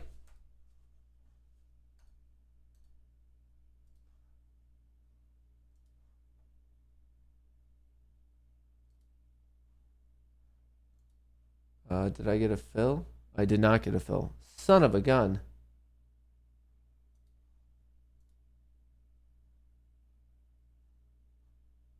Son of a gun.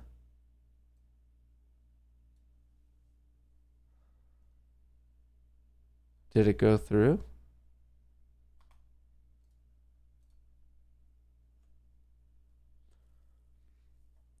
Why is my order not hitting? Oh, okay. I'm in. I'm in. All right. I'm taking a screenshot. I'm putting this in the Discord. A little bit of Friday fun. Quickest way for me to figure out how to pay off the winners. Where are we? Swing trades. All right, I'm putting a trade in here so they can see it. And I just need to do some math. I just need to do some quick math.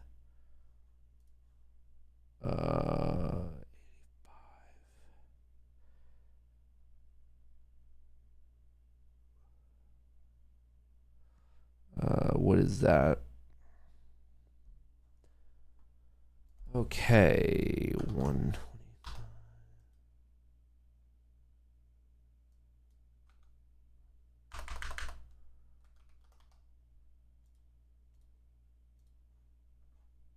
All right. I guess it's Friday, so I might as well be nice. But here's the trade that I just did, and I obviously put this in the Discord. I just want to make sure I have my order in. I did SPY, 570 calls, September 6th. I'm already up 6%, already up $600. I do have a pending order to get out. So we're going to see how that one plays out. But hopefully it does hit my order, I don't know, today, tomorrow. I bought myself time. But basically, I'm looking to see if we can get this follow through because I see the higher highs and the higher lows on Qs. So I'm hoping that we can push to a new intraday high on the SPY and the Qs. And at that point, on that breakout, I should be at least close enough to my profit level.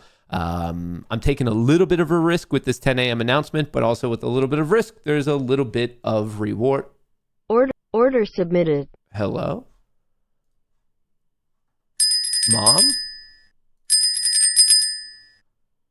Target filled.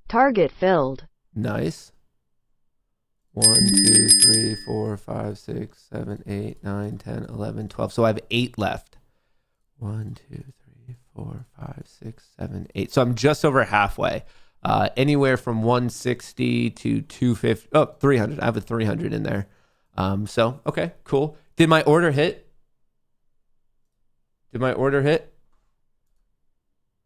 No. How close to get? Okay, I'm up 1,100. We're getting there. We're getting close. I think we're getting close. We're getting close. We're getting there. We're getting there. We're getting there. We're getting there. We're getting there. We're getting there. Up about 1.4. All right, we're close. Calm, cool. I thought it would have hit by now. I guess I didn't do my mental math appropriate.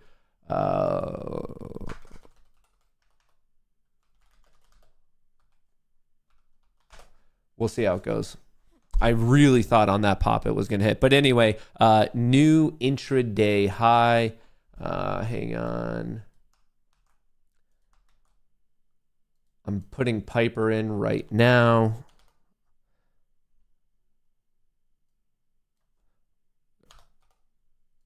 Putting Piper in as fast as I can. All right, Piper's in there. So I did my swing trade. Piper's in there. I'm still trading my futures accounts, which are taking a hot minute. I don't know why they're taking a hot minute. Everything is properly selected. No, it's not. Why did half of these get unchecked? No, what happened? Only half of these. Shit.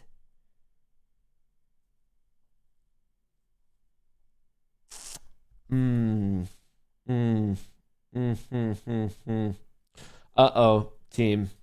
We have a problem. As you can see, Skynet was not turned on some of these accounts. Order filled. Order submitted.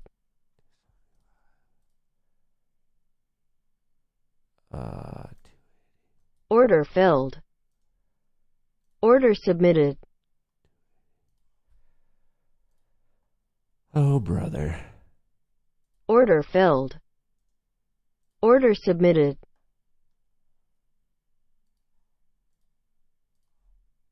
Order filled. Order submitted. Uh-oh.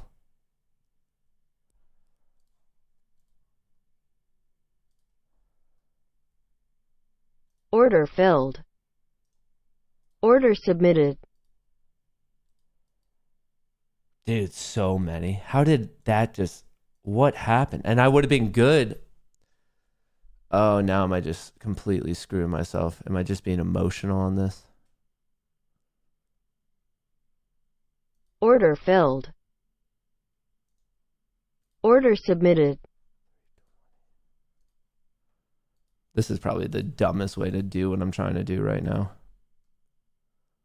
Most likely the dumbest way to do. Most likely. All right, I got to be smart. Can't let myself go off the rails. We got to keep it calm, cool, collected. Sometimes you're going to be hit with tumultuous periods.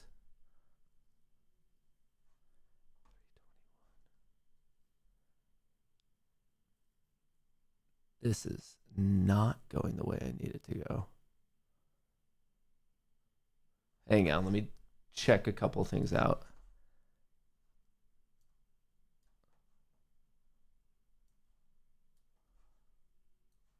Let me check a couple things out.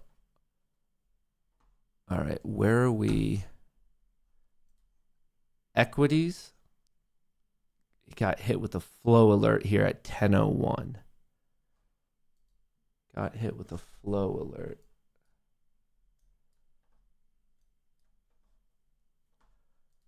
Same thing. So we're seeing it a slight dip, and it's tech related because we're seeing the exact same thing. So it has to be either Apple, Amazon, Google, Meta, Microsoft, Nvidia, Tesla, one of these, all of these, a grouping of them.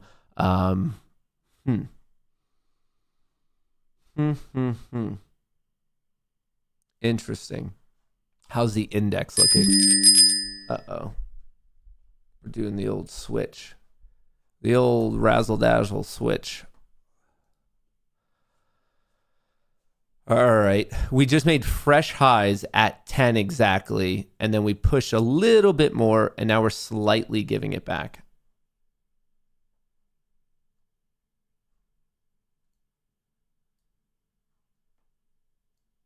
All right, let's mark out some swing highs and some swing lows. Nvidia, still higher highs, higher lows, taking a bit of a breather here. And once again, we're really drilled in. We're on the 1 minute. But what I'm really care about is this structure.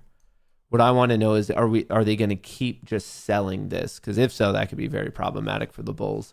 As a bear, that's what you would want to see. So I'm looking to see how this is going to go. Are we actually going to start bouncing here? Are we going to see some aggression in the options market? NDX. Basically, can it retake out this drop? Maybe it's better on NQ. But see this right here?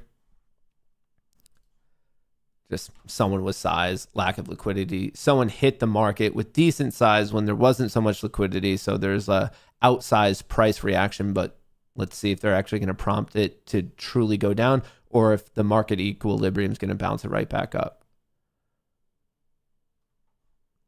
If we're going to bounce it right back up. Decisions. Oh, looking red still. Looking red still. What are options telling us? Options are still drifting down, unfortunately. Options are still drifting down. Can we recover out of this? Will we recover out of this? All right, SPY catching a bit of a bid. Will it lead the Qs up? SPY's catching a bid. Here we go. SPY's trying to get back to this once again, just test whoever this seller was. So let's see. Fake out breakdown, but let's see if it's going to be a fake out breakout, a lower high. We're kind of in just that awkward wait period. Awkward waiting period. Which way? What are options? Options are still drifting down, unfortunately. There's not. What are they doing now? Okay, they're selling. They're still also buying. It's both. People are selling calls and some puts are being purchased. Selling calls and some put. It's both. It's kind of that double whammy. That's what happened starting at 10:02. Calls being sold, puts being purchased. More calls being sold than puts being purchased. And just to be fair here, we're really drilling into like the shortest of time frames. I mean, hell, I'm on this 15-second chart. Overall, I mean, starting at 950 on the SPY and really starting at 940 on the Qs, higher highs and higher lows. Your bias of what's going on is hyper dependent on the time frame that you're paying attention to.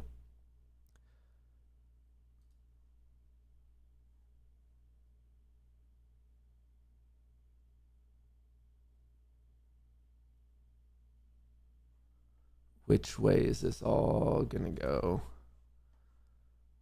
That was a nice little pop there, but is it just gonna be instantly faded? Having a tough time. We're having a tough time on this block. Whoever this player was. Spooked the market. Spooked the market.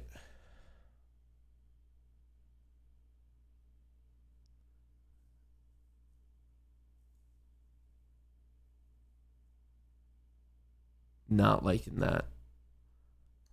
Buyers, I thought buyers were stepping in.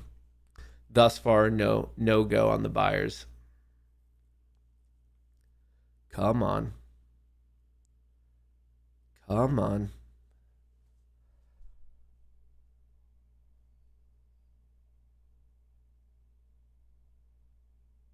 We're going to do the Payday Friday in about 20 minutes. So don't forget to try to get into it with locals right here. It should be the thing pinned on top, macros.locals.com. It's also in the description of the video. All I need you is to drop your contact information. 108 people have figured out how to do it. So just do what they are doing. But pinned to the top of chat in the description of the video, you can find the link to throw your hat into the arena. So the SPY is trying to hold while Qs are getting a little bit knocked. So there's still the selling we're seeing is tech related. It is definitely tech related. Nvidia is getting hit. Broadcom's getting hit. Tesla, not so much. Meta, not so much. Apple's drifting down. So Nvidia and Apple are both drifting down since 10, which is not helping the whole market's cause. Meta's trying to pick up. Netflix is also drifting down since 10. Meta or Amazon's fine. So Netflix, that's not a good look. Apple, that's not a good look. Nvidia, that's not a good look. But it's clearly tech related because see how the SPY is already trying to bounce back. Come on, you can do it. You can do it, Tonto. You could do it, Tonto. Come on, brother. Come on, brother. It doesn't know which way it wants to go. Just choppy. Choppy, choppy, choppy. It's hard to see that this could have a legitimate bounce without options picking up. Oh, but maybe right here. Is this it? Is this the bottom at 10-11? Are we finally seeing some bullish aggression in the options market? Are we going to swing back around here? Or is it just going to get smacked?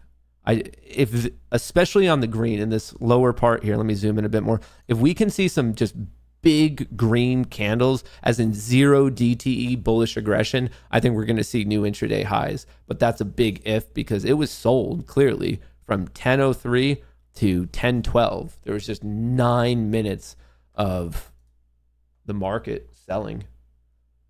Even this, it's trying to bounce, but I wonder if it has legs. The SPY right now on a relative basis, intraday, seems to be a bit stronger. Why is this taking forever to load? The 5-minute, the 10-minute, and the 30-minute are still green. The 5-minute, the 10-minute, the 30-minute are still green. It's just this, like this, the smallest of time frames looks like crap. It's trying to decide what it wants to do. So patience. That's all you could do. The SPY is doing its job. It's holding. The Qs basically look for a recapture and hold of 476. And other than that, we just have to wait. I don't think there's anything to do until then. I don't think there's... SPY's trying to get going.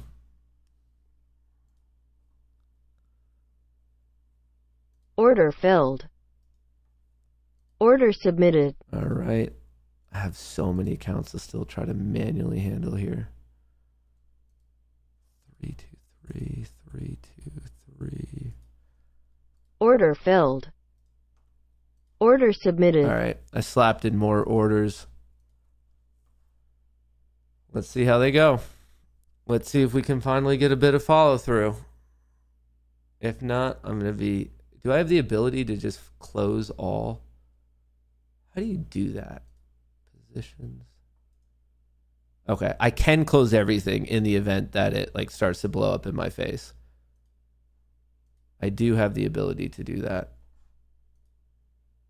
which might be how this ends up going. Come on, man. The Qs are just right here. We could see it. They just have not been getting a bid. Every single, it goes up a little bit, nothing, no follow through. Come on. Come on. Come on. A little bit.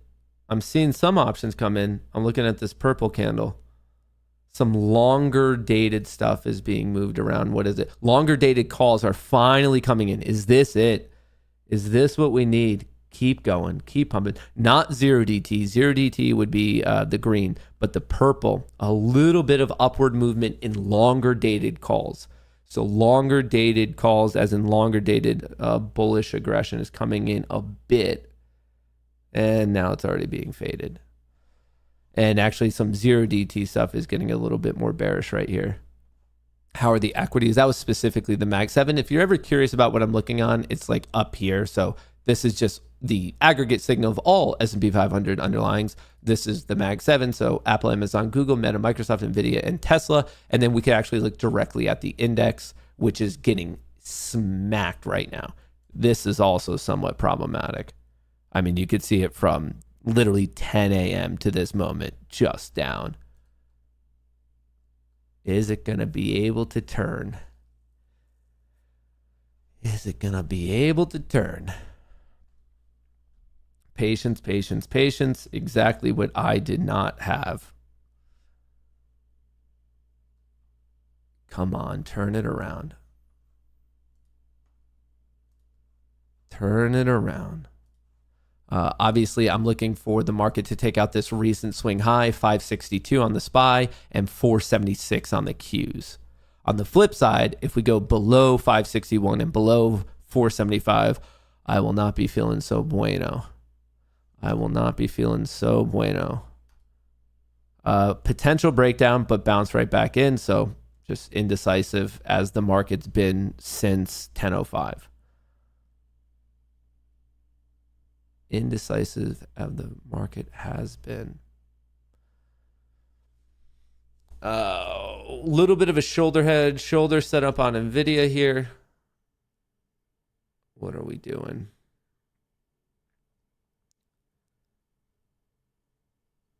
What are we doing?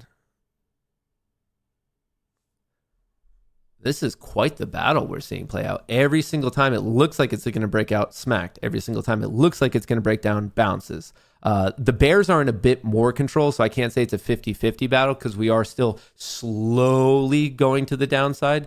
But neither side is really giving up that much room. All right, is this it? I want to see this test of 476 on the Qs and 562 on the SPY. Here's a look at options. The equities, not really swinging, maybe a little bit of an up movement, but the Mag 7 seems to be the most telling. This is what I'm looking for. I need, for me as a bull right now, I need more of a follow through. Like the way we just had this nice upswing from 956 to 1002. I want to see that again.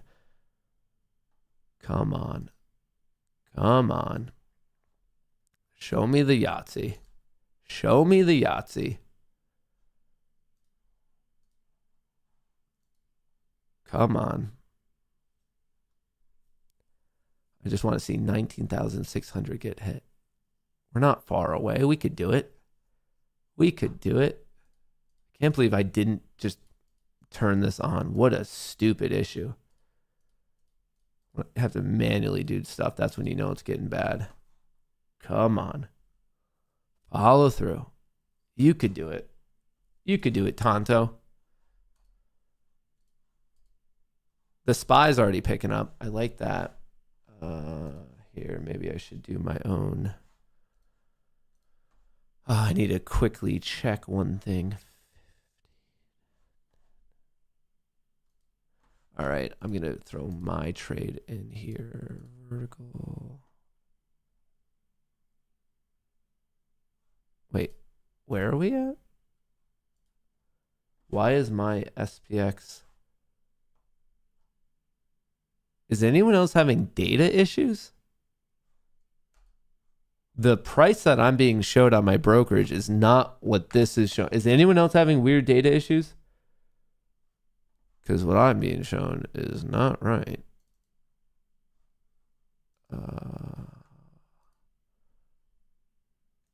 Maybe I'll just, here, let me kill it.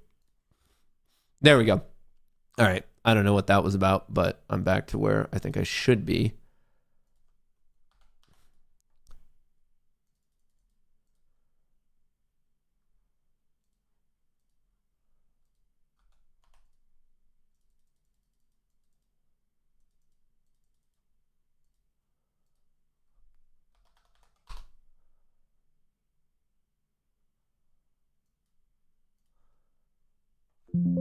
All right. I think I got mine in. I am having a heck of a time, though, with tech this morning.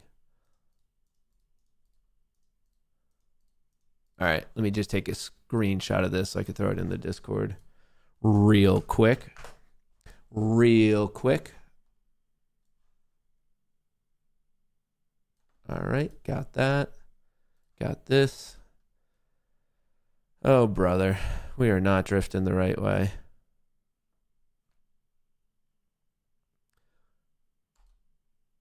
How telling is this?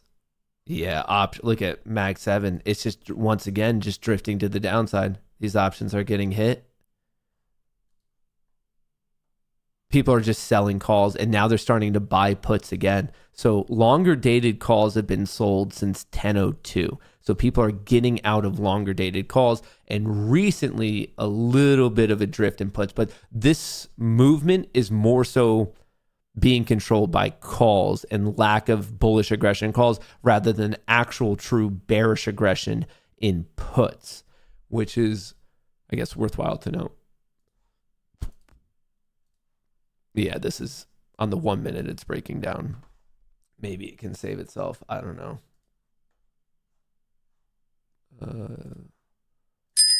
Yeah. Fuck. Hang on. I need to kill all these.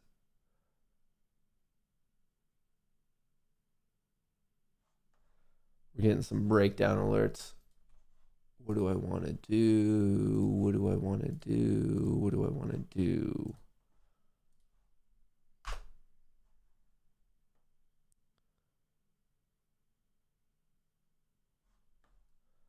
How do I want to play this?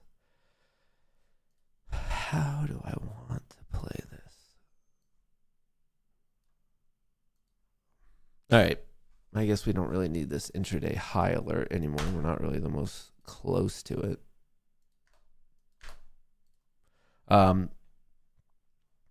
NVIDIA not looking to get best. Broadcom now showing some weakness. 5 minute is testing, 10 minutes close, 30 minutes still bullish, 5 minute is testing. So the 5 minute on ES and NQ are now testing. So this should be telling right about here. Will it hold this level and bounce off of it? When it comes to key levels, I'm of the opinion that it doesn't make the most sense to have a bias of like, oh, it's going to break down or, oh, it's going to bounce. You're just looking for a low risk setup. If you think it's going to bounce, like if you're like, oh, okay, I'll buy this bounce. And if it keeps going, just respect your risk and get out if you need to. Same thing right here. It came down, perfectly touched it. I don't know if it's going to hold. I don't know if it's going to bounce. No one can know. That's when I say like, this is not a game of prediction. You should not be attempting to predict, oh, is this the bottom or not? It's just a game of reaction. If you start to bounce out of it and you want to be bullish, okay, risk the recent low. If you want to be bearish and you're playing the breakdown, okay, risk whatever the recent high is. Don't try to predict of like it will or won't hold. You're just reacting to the price action in real time.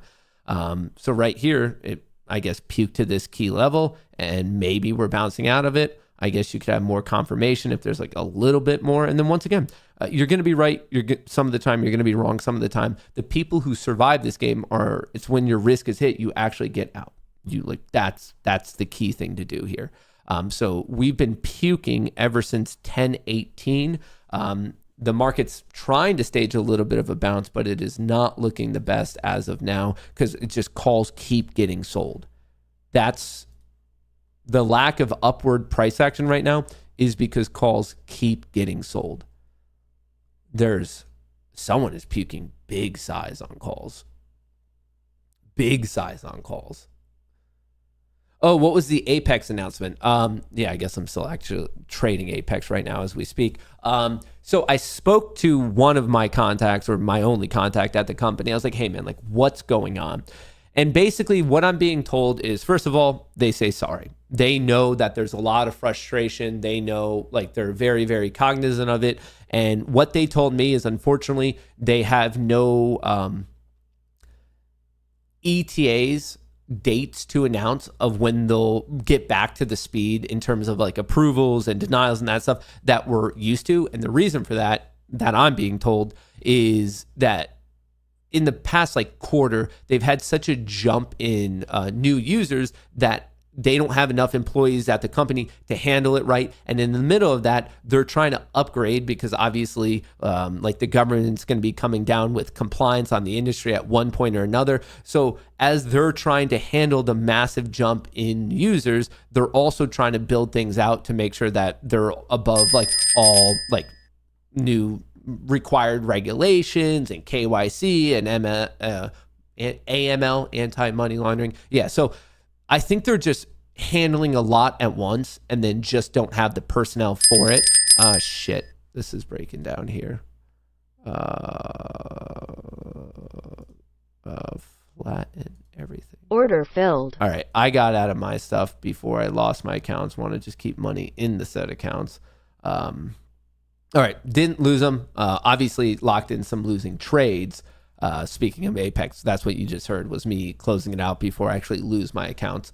So that's what I'm being told. It's more of they acknowledge what's going on. Unfortunately, there's no big like date announcements of like, oh, like, hey, it's all fixed by date X. That doesn't happen because they're in the process of hiring a bunch of people and onboarding them to get their systems, I guess, to like a level that they should be at, is what I'm being told. So I'm right there with you. And because I was like, hey, man, like, just to be honest, what I'm seeing on Twitter, what I'm seeing on YouTube, what I'm seeing on Reddit, you guys are like getting dunked on. Like, do you plan on fixing this? Do you plan on not fixing this? Like, what's the deal, dude? And they're like, yeah, no, like, we get it. Obviously they're apologetic, and it's more of the bigger thing. Like, literally the words that I was being told is just they need patience to get everything, because if you've paid attention to the sim to fund prop world, especially in Forex, a lot of them got crushed by regulations and whatnot. And right now, that's what they're trying to prepare for. They're just trying to make sure like all their T's are crossed and I's are dotted. So when all that regulation is there, they can just do whatever the government like requires of them. So I think they were working on that from a technical back end type of perspective. And then when that was kind of perfectly, I don't know, aligned with a huge jump in their user base. They simply just didn't have the employees at the company to handle everything. So obviously they know of the problems and they're working on them. And I was like, okay, I guess just keep working on them. And when you have dates and whatnot to announce to the rest of the world, I guess like, let me know. But that's what I heard. And speaking of that, my personal payouts, I guess maybe this was like part of the question that you were asking me. My personal payouts, they're still under review. And I think I have to find out by today. So I think a decision, you have up until the last day of the period to make a decision or not. And this is what happened to me last time too, is they ran it up to August 15th. And then on the 15th, they decided and I got my payouts. So this is the end of this current period. So the 30th. So that's where I am at with it all. And I wish I had more to tell you. I really do. I wish I had more useful information, more actionable information. And obviously they wish it as well. But I guess here in the Goonie community, I wish I had more to tell you. I just simply don't. If they gave me dates or updates or anything, you guys will be the first to know. And then also in terms of my own stuff, it's, I mean, here I could double check right now. I haven't made a payout video in a while just because it's been taking so long every single time. Request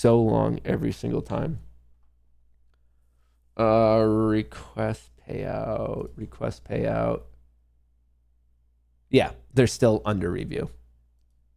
Still 1, 2, 3, 4, 5, 6, 7, 8, 9, 10. 10 are under review. And I might have messed some things up with the trades this morning. I need to make sure I'm above whatever the required amount is still. What accounts? I'll check that later. But folks, more exciting than all that is here. I'll mark out the low of the day so we know if it's still breaking down. So if you hear these dings, that means something is not going right. The 5-minute trying to save itself, the 10-minute trying to save itself. 5-minute is testing, 10-minute is testing. But the 30-minute on both ES and NQ is favoring the bulls. So I wouldn't be surprised if this is like a flush bounce type of a situation. Just kind of brutal timing at that 10 a.m. mark. But hey, it is what it is. That's the market. That's part of the game. So with all that being said, let's celebrate Payday Friday. So we're giving away $150. I'm going to pick 5 competitors, 1 off of YouTube, 1 off of Rumble, and 3 off of Locals. You still have time to enter on Locals. I'll pick these 3 last. So we're going to start with picking off of YouTube, then we're going to go to Rumble, then the 3 on Locals. You're allowed to try to be the representative of any of those. It's not like once you're on one, like you have to commit to that one. No, if you don't get picked on YouTube, go over to the Rumble. You could try to get picked on Rumble. If you're not picked on those 2, go to Locals. Make sure you enter on Locals. So I'll give you time for Locals pinned to the top of chat in the description of the video. But right now, let's pick someone off of YouTube. Timer giveaways. All right. So as you guys are going to see right here, you just comment something and it's going to populate your name. So we're going to do a random number. Everyone's allowed to do it. And what it's literally, I'm going to generate a random number. The first person to comment it will be the YouTube representative. So as you comment, it's going to start to like just watch what you're saying. This is how you know that it's like watching your input. And then I'm going to hit this. And whoever's the first one to comment it, you can see on chat, a lot of people are already putting in numbers. The first person who puts it in will be the YouTube rep. Hang on. Let me get seated for this one because we're going to have quite the battle. We're going to have quite the battle on our hands today, folks. Quite the battle. Am I properly? I am. All right. Let me make sure I have a pen so I can see the winner. So what's going to happen is I'm going to hit roll it, and then a number is going to be randomly selected. The first person who comments it will be the YouTube rep. Let me take it off the screen so we don't have any cheaters. No cheaters. No pumpkin eaters. All right. I'm rolling it in 5, 4, 3, 2, 1. All right. I know the number. Who's going to guess it? Waiting. We're waiting. All right. The answer was 93, first done by Tie-Dye Cowboy. The old cowboy. Now, tie-dye cowboy, just can you please comment a way for us to reach out to you, like your Twitter handle or something like that? Just so if you're the winner, I need a way to be able to send you the money. So please comment like the best way to get a hold of you. But tie-dye cowboy is representing YouTube. All right. The other thing we have to do is Rumble. Rumble. Here's our Rumble chat. Random number generator, 10 and 25. All right, 20. All right, 20. We're doing the 20th comment. All right, so Alan, we're going from him. 1, 2, 3, 4, 5, 6, 7, 8, 9, 10, 11, 12, 13, 14, 15, 16, 17, 18, 19, 20. Chaos in Roswell. The mod, the producer, the man behind the curtain is going to be representing Rumble. And look at that. He even did it by saying, good luck, everyone. What a guy. What a freaking guy. That's hilarious. All right. Good luck to the producer. Let's see how he does. All right. So we did that. And now we have to select our 3 people from locals. And to be able to select the people from locals, I need to know how many there are. There are 130. So random number generator between 1 and 130. All right. 130, the last comment. 40 and 86. All right. 40, 86, and 130. Let's find out who those people are.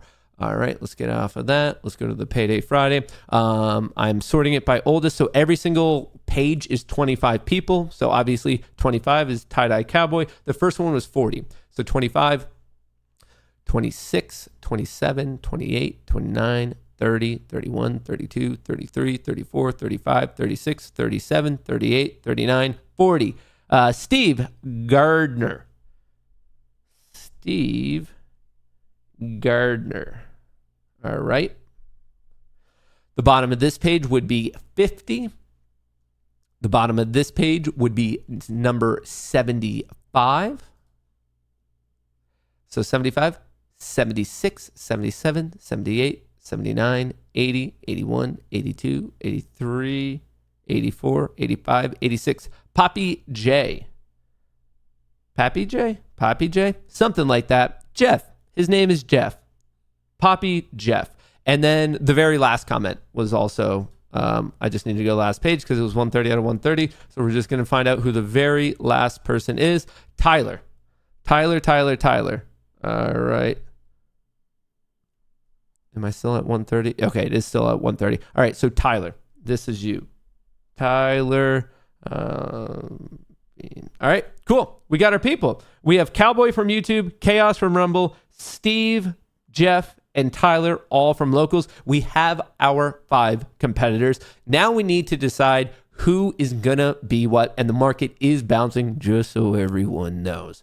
All right, so with all that being done, okay, Chaos, I have your contact information, obviously, and we have everyone. Okay, I think we have everyone's contact information. Discord also. Okay, tie-dye, thank you. So whoever the winner is, we have the way to do it. So here's what we're going to do. This is all, as you can see, we have Kamala Harris, the interview extraordinaire. She will be fighting against Big Mike, a.k.a. Michelle Obama, against the GOAT of Wall Street herself, Nancy Pelosi, and we also have AOC, a political favorite of many. And then don't forget Riley Reid, the dark horse candidate. So with all of that being said, I'm going to need a little bit of crowd participation, a little bit of crowd input of who is who. So please, folks, comment away. Who should Cowboy be? Which one here does tie-dye Cowboy really jump out to you all? Which one? Chaos calls Riley Reid. All right, Chaos will be Riley Reid. Chaos, Riley Reid. All right. Who's going to be? YouTube is Kamala. All right, that's tie-dye. So tie-dye is going to be Kamala. Who do you think represents Rumble here? Well, no, that's Chaos. That's Riley Reid. All right, so then we have the three people, 40, 86, and 130. Who do you think Steve? Big Mike? Steve is Big Mike? Steve is Big Mike? Okay. Big Mike. All right, we have Jeff and Tyler. So the last two ones we have are Pelosi and AOC. Which one do you guys think?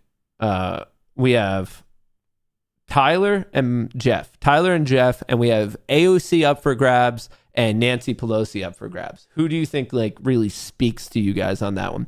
Tyler is AOC. Tyler's okay.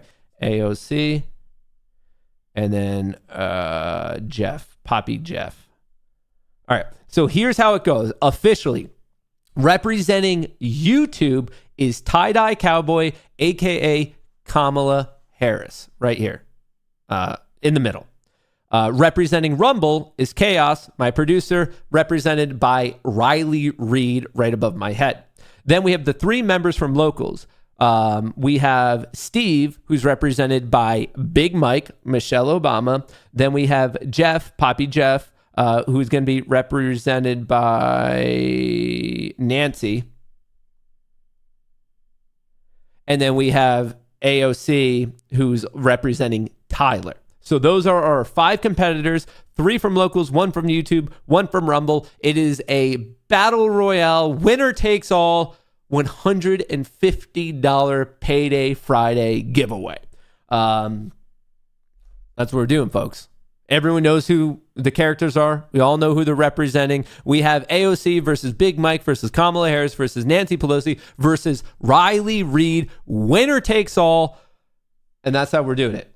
And I honestly think that these are pretty accurate depictions of all of them. I mean, round of applause to the producer for putting this together. I mean, I think you guys might not even know that these are WWE characters. You might think they're just literally pictures of the people, but in fact, they're not. These are legitimately those people.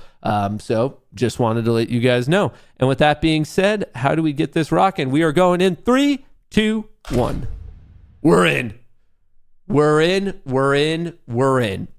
The 5-way superstar match featuring Riley Reid, Nancy Pelosi, Kamala Harris, Big Mike, and AOC. There's only going to be one winner. I don't know who it is. We're watching. But folks, this is how you do Payday Friday. This is the only way to figure out who truly deserves the absolute. Oh, here we go. Dude, Big Mike is big. Pelosi and AOC going at it already. Riley Reid just getting destroyed. Riley Reid hitting Pelosi in the back. Kamala and Big Mike going after it. AOC's already getting hurt. Pelosi's back is probably not feeling the best at the moment. Riley Reid just taking out Pelosi. Who knew Riley Reid had it in her? Let me go. There we go. Here we go. I wanted you guys to see Riley Reid's health bar. Riley Reid taking out the potential president. Pelosi. Riley Reid is not messing around. No. Riley Reid is scrapping, man. Absolutely scrap. Big Mike found a flip-flop. You guys seen that? Dude, brutal. They're all still in. I'm curious who's going to be the first one out. AOC's going for something. That's it. Calling it by knockout. Riley Reid won by knockout? Here is your winner. Wait, why wasn't it an elimination? Hang on. That was not... Mr. Producer, what did I do wrong? Win in this match. After that win, this superstar stock is rising. I don't know if this is a sanction. A sanction. You didn't turn on eliminations. All right. Because it's my own producer, I'm allowed to rerun it. Hang on. Exit. Something happened. It was supposed to be a final. Now it's actually all frozen. I don't know what's happening. Something's up here. It was supposed to be everyone. It was like you got eliminated. Hang on. Let me figure this one out. Let's go. How do I do this? I don't have a. Hang on. Community creations, custom matches, new, 5-way, normal, off. Where's elimination? No. Oh, it's because I put knockout on. Where is elimination?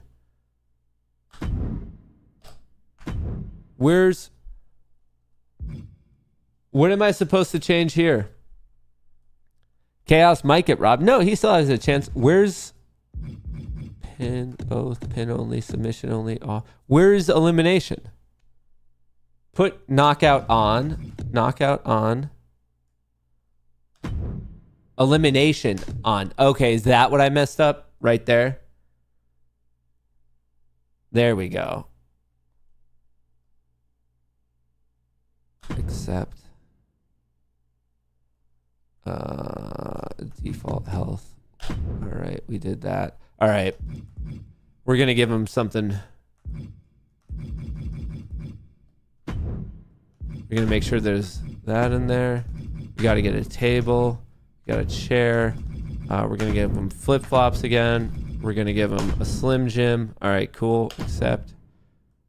Name this one. All right, I think we did it right. Did I maybe cheat my own producer out of his victory? Maybe. But that's how life goes sometimes. Custom matches. This one. All right. It is hard without. Confirm. All right. The first one was Kamala, I believe. We have a lot. Kamala. Next one was Big Mike. Big Mike. All right. Next one was, who do we do? I think Nancy was after this.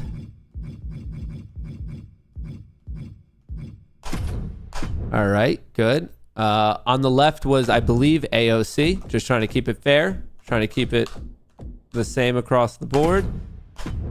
And then the final one was Riley Reid. Riley Reid. Here we go. Here we go. That was a good warm-up.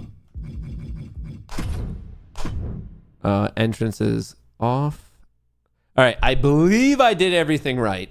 All right. I'm just going to switch it over here. So we have everyone's still going to represent the same one. We have Kamala, Big Mike, Nancy, AOC, and Riley Reid, the dark horse candidate. Everyone knows who they're representing. Kamala is for YouTube. We have Riley Reid for Rumble. And then Nancy, Big Mike, and AOC are all for locals. And instead of just the first person winning the whole thing, this will be elimination. Elimination. So it's the final woman standing.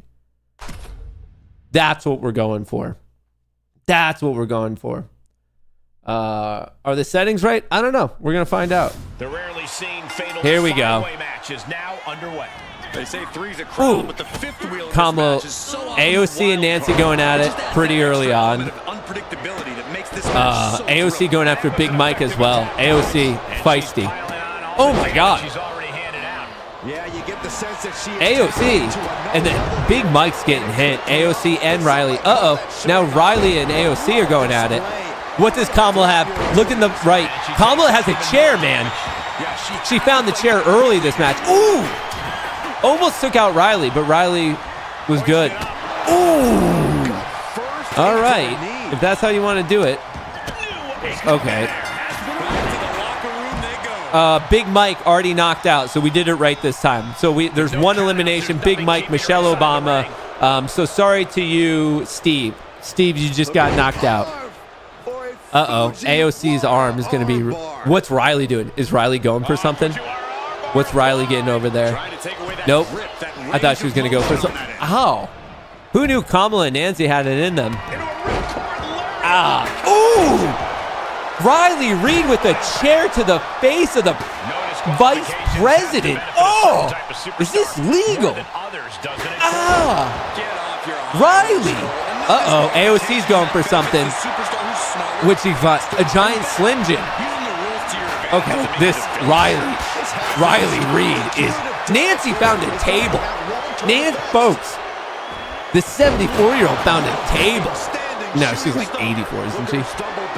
Uh-oh. All right, there's no way Kamala can survive this one. She was just hit in the face with the chair multiple times by Riley Reid. And then her face. Pelosi is messing up AOC in the top of your screen.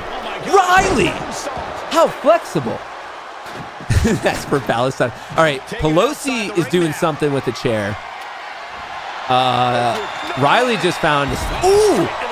Harris missed. AOC's still alive. She's still well. I don't know how Harris is standing, honestly, folks. All right. AOC and Pelosi teaming up on Riley. Harris going for something. A ladder. She's got the VP has a ladder. Is she going to set it up? Ooh. Uh-oh. No, set it up. All right. Harris is feeling herself. She's getting herself in the zone, but she shouldn't hesitate much longer. Yeah, no, I agree. What's AOC going for on the left side of the screen? She's going for something, folks. Nope, I get... All right. It's getting messy here. Pelosi and Reid are going at it. AOC and Harris are just kind of walking around. They're taking a little bit of a breather, a little bit of a Gatorade. Ooh, ooh, ooh. Okay, AOC throwing haymakers. Riley Reid, drop kick. Bobby Boucher, drop kick. Harris showing Reid what's up. Ooh, getting her back for the chair assault earlier. Okay. What's going on here? Where's the ladder? Ooh, so flexible. Very athletic. I'll give it to them all. Ooh. All right, AOC found a flip-flop, and a flip-flop in the hands of a Latina is a dangerous weapon. Okay, where are we going? What is AOC doing over there? Riley Reid's in danger. Pelosi's in danger. Honestly, everyone's pretty, except for, actually, they're all really beat up. Look at their health bars. I think people are going to start dropping like flies here. Oh! What a stunner. That could be it. The old wheelbarrow.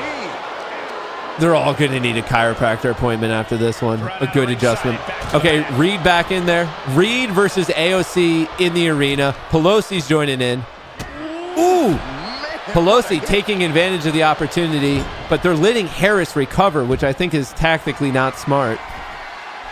Reid. What is Reid doing? Uh-oh. Pelosi ending AOC. All right, Harris. What are we doing here? Somehow Riley Reid found a giant Slim Jim. What's Harris doing? Harris, ending move. The president, vice president, taking out the ex-speaker of the House, while Riley Reid in the top there is ending AOC's career. This is brutal. This is brutal. I don't know why they're not ending each other, though. They kind of all teamed up to take out Big Mike early. The fact that we still have 4 people. I mean, look at their health. AOC's body is all orange. Kamala's body is all orange. Harris has a stick. AOC has a giant Slim Jim. This is pandemonium. Pure chaos. How is anyone alive? If AOC and Pelosi teamed up, they could take out Harris right now. Her health is down. AOC, do something. What is she doing? What is AOC doing, man? These are wild decisions are being made right now. Wild decisions. This could have been over. They're just... All we really have is Riley... A standing... Ooh! Harris! We'll give her that one. That was a good knee drive. Dude, Harris can throw hands. Look at her. They keep fighting on. Their sheer will. What is happening right now? How is this still going? What possibly happened? How is this still happening? I mean, you guys saw me do it. I set their health to low. I don't know how this is still. Up across the shoulders. Feast your eyes. Uh-oh. W is well in hand. Uh-oh. I think they just have a lot of drive, a lot of perseverance, honestly. Planted down across the back. I don't know. This is incredible. All right, AOC now has a chair, so I think that has to speed things up. I mean, look at Kamala Harris's health stats. Her body's someone takes someone out. All right, now Harris has a giant Slim Jim. Pelosi with the old switch. Whoever ends up winning this, it was a hard-fought match. All right, what are we doing? Riley back in the arena. I don't know how any of these women are still standing. Harris's entire torso is red. AOC's face is red. Pelosi's all orange. Riley. Ooh. Ooh. Obviously, Pelosi's been taking some self-defense class. Uh-oh. Is Reed out? Is Pelosi going to tap Reed? Riley Reed's head just went red after Pelosi messed it up.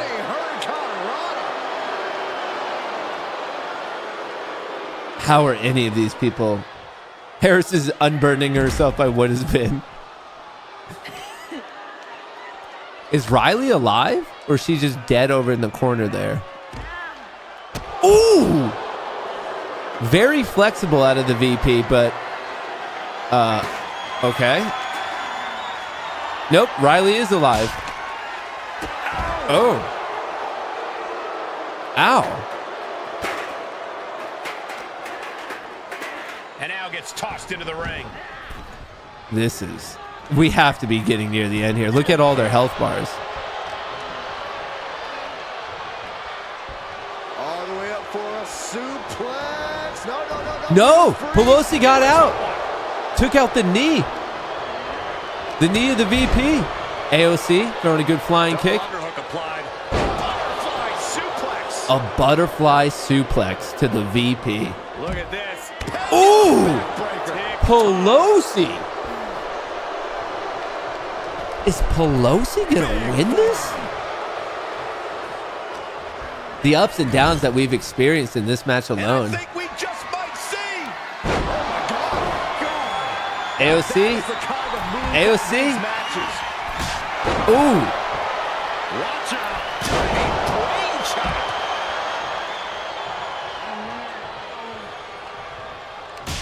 What does toggle info do? Continuing to brutalize. Set up for a second time. AOC just got eliminated by Riley Reed. AOC's out. The second one fell. Sorry to you, Tyler. Pelosi's going to try to... All right. It's now Riley versus Nancy. The fight we've all wanted to see. Nancy Pelosi versus Riley Reed. I mean, honestly, I think we all knew this was going to happen at one point or another. A real-life fight between Nancy Pelosi and Riley Reed. She's staying elusive. Man, Nancy is nimble. We've already seen a few shots delivered up in that region. All right, so both Nancy and Riley have red heads, but Nancy has an orange chest while Riley has a yellow. So I think Riley's slightly in the lead, but in the actual fight right now, it looks like Pelosi's in control. Uh-oh, they're tied up. They're tied up. Their health bars are the same. Ooh! We all knew Pelosi would do that. We all knew Pelosi would do it. Trying to go with the Slim Jim. A hurricane. She's getting fired up, ready to show her opponent what she's got. Hooked up, and DDT. Uh-oh. Uh-oh's right. The counter. Here we go. Lands the knee. Dude, we'd all throw knees that hard for 150. We'd all throw knees that hard. She's climbing to the top turnbuckle. I heard an alert go off. Market's dropping. Shit. 30-minute just broke down. Neck snap.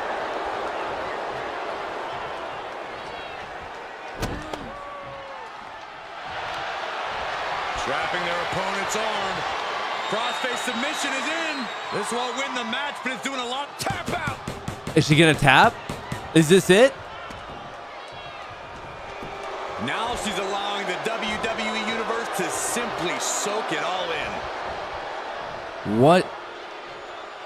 Oh! How is Riley Reid surviving? Turning this into a meat stick melee. A meat stick melee. Feels like Riley would have the upper hand in that one. But who knows? Nice arm drag. I mean, Pelosi's body is fully red.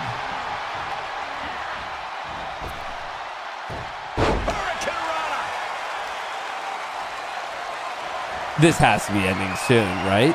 I mean, their health is non-existent. How does this game compute health? Across the middle rope. And down. She's taking this outside. This one cannot be lost by countout. She's sent back in under the ropes.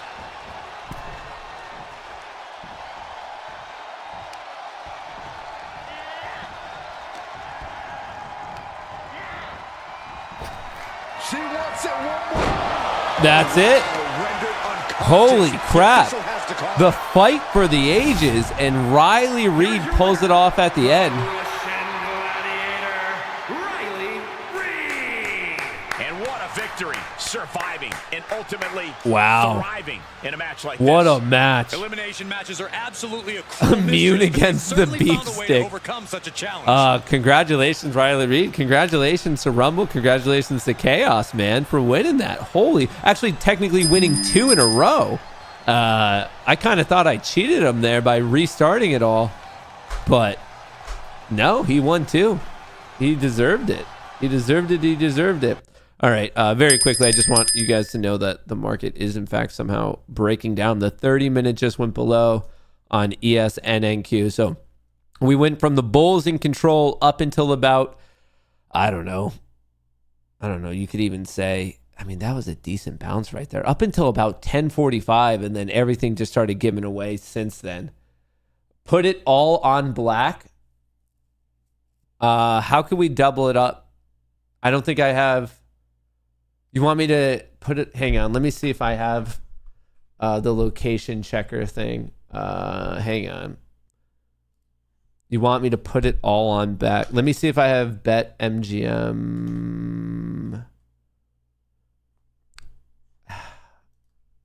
Bet MGM. Sometimes their location checker thing is stupid. Hang on, I'm logging in. I hope there's money in this account. Let me see. Allow. Hang on, I think I have to download the software that it wants to know.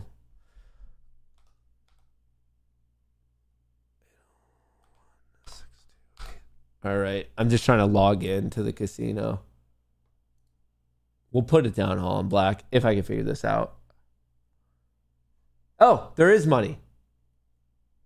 Before you place a wager, you are required by law to confirm your physical location. All you need to do is download the plugin and install it, which only takes a moment. Then click continue to return to your wager.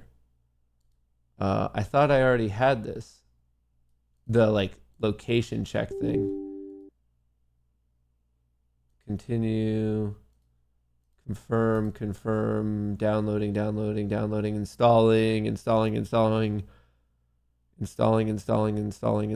installing. Maybe a little bit of a bounce here. Maybe a little bit of a bounce. I pray. All right. Man, these location checks are the biggest pain in the ass. All right. Finish. Continue.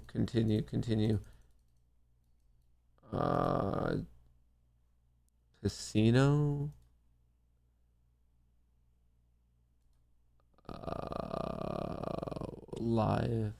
Live dealer. Not blackjack. Where is roulette?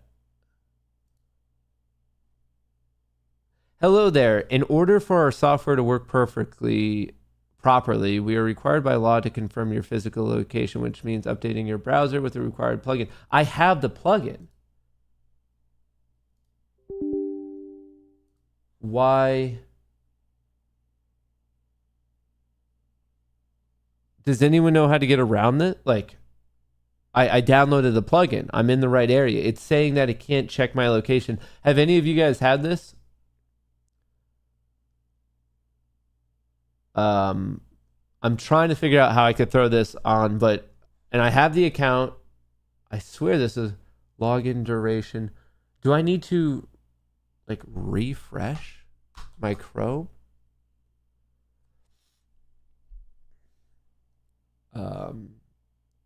How do you do this location check? Let me see.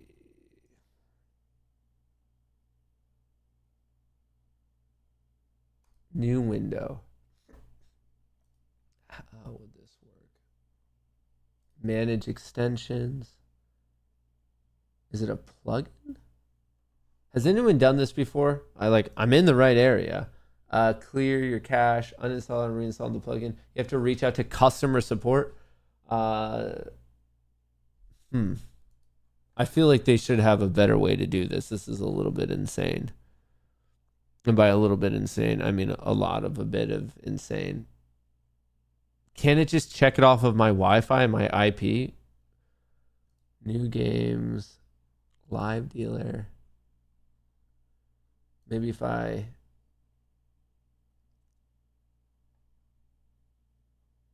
account settings.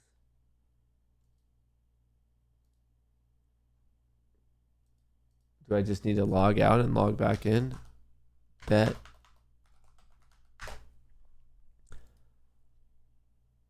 How does their plugin suck this much ass? Yeah, before you place a wager, we are required by law. You need to download the plugin. The plugin's on though.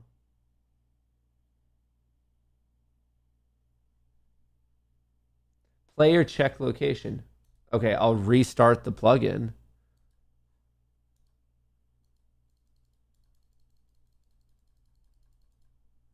Unless do I need a whole new Chrome? But if I do that, that'll mess up the stream. Place it.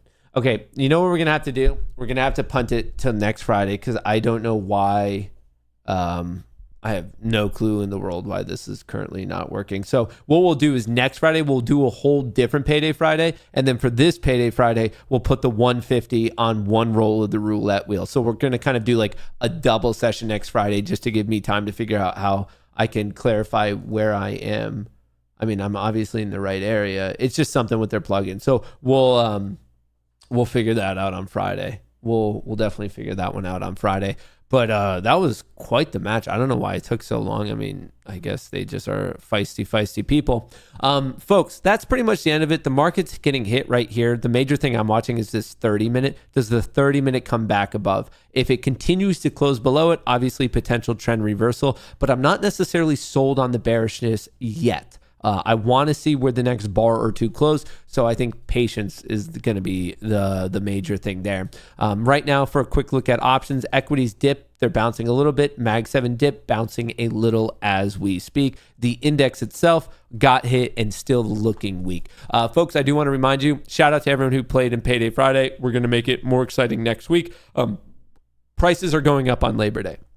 So Right now, people are saying, can we have a Labor Day deal? Yeah, you get your first month for free and you're grandfathered into the cheaper price. So if you've ever at all thought about joining the Goonie Discord, this is the time to do it. Without a doubt, this is the time to do it because your first month is free. So if you don't like it, just cancel in the first month. And if you do like it, you're grandfathered into the cheaper prices. This is it. They're going up on Labor Day. So if you're going to do it, pin to the top of chat in the description of the video. You get access to my trades, Piper signals, salad bar signals, other people's trades, the previous lectures, the newsletters, and active voice chat of people trading all day. That's what you get for it. The first month's free. Test drive it. See if it's for you. I think a lot of you are going to like it. And if there's any questions, comments, concerns, reach out to me, media@MatthewKors.com. DM me on Twitter, Matt_Kors, or DM me on Discord, MMK147. That was quite the wrestling match. I think we're going to be talking about that one for ages, and we'll make sure to do the casino bet next week when I figure out whatever this like software plugin issue is. But that's what I have for you. I appreciate all the good vibes. I'll catch you guys on the flippity flip. TGIF. Have a good one. Peace out.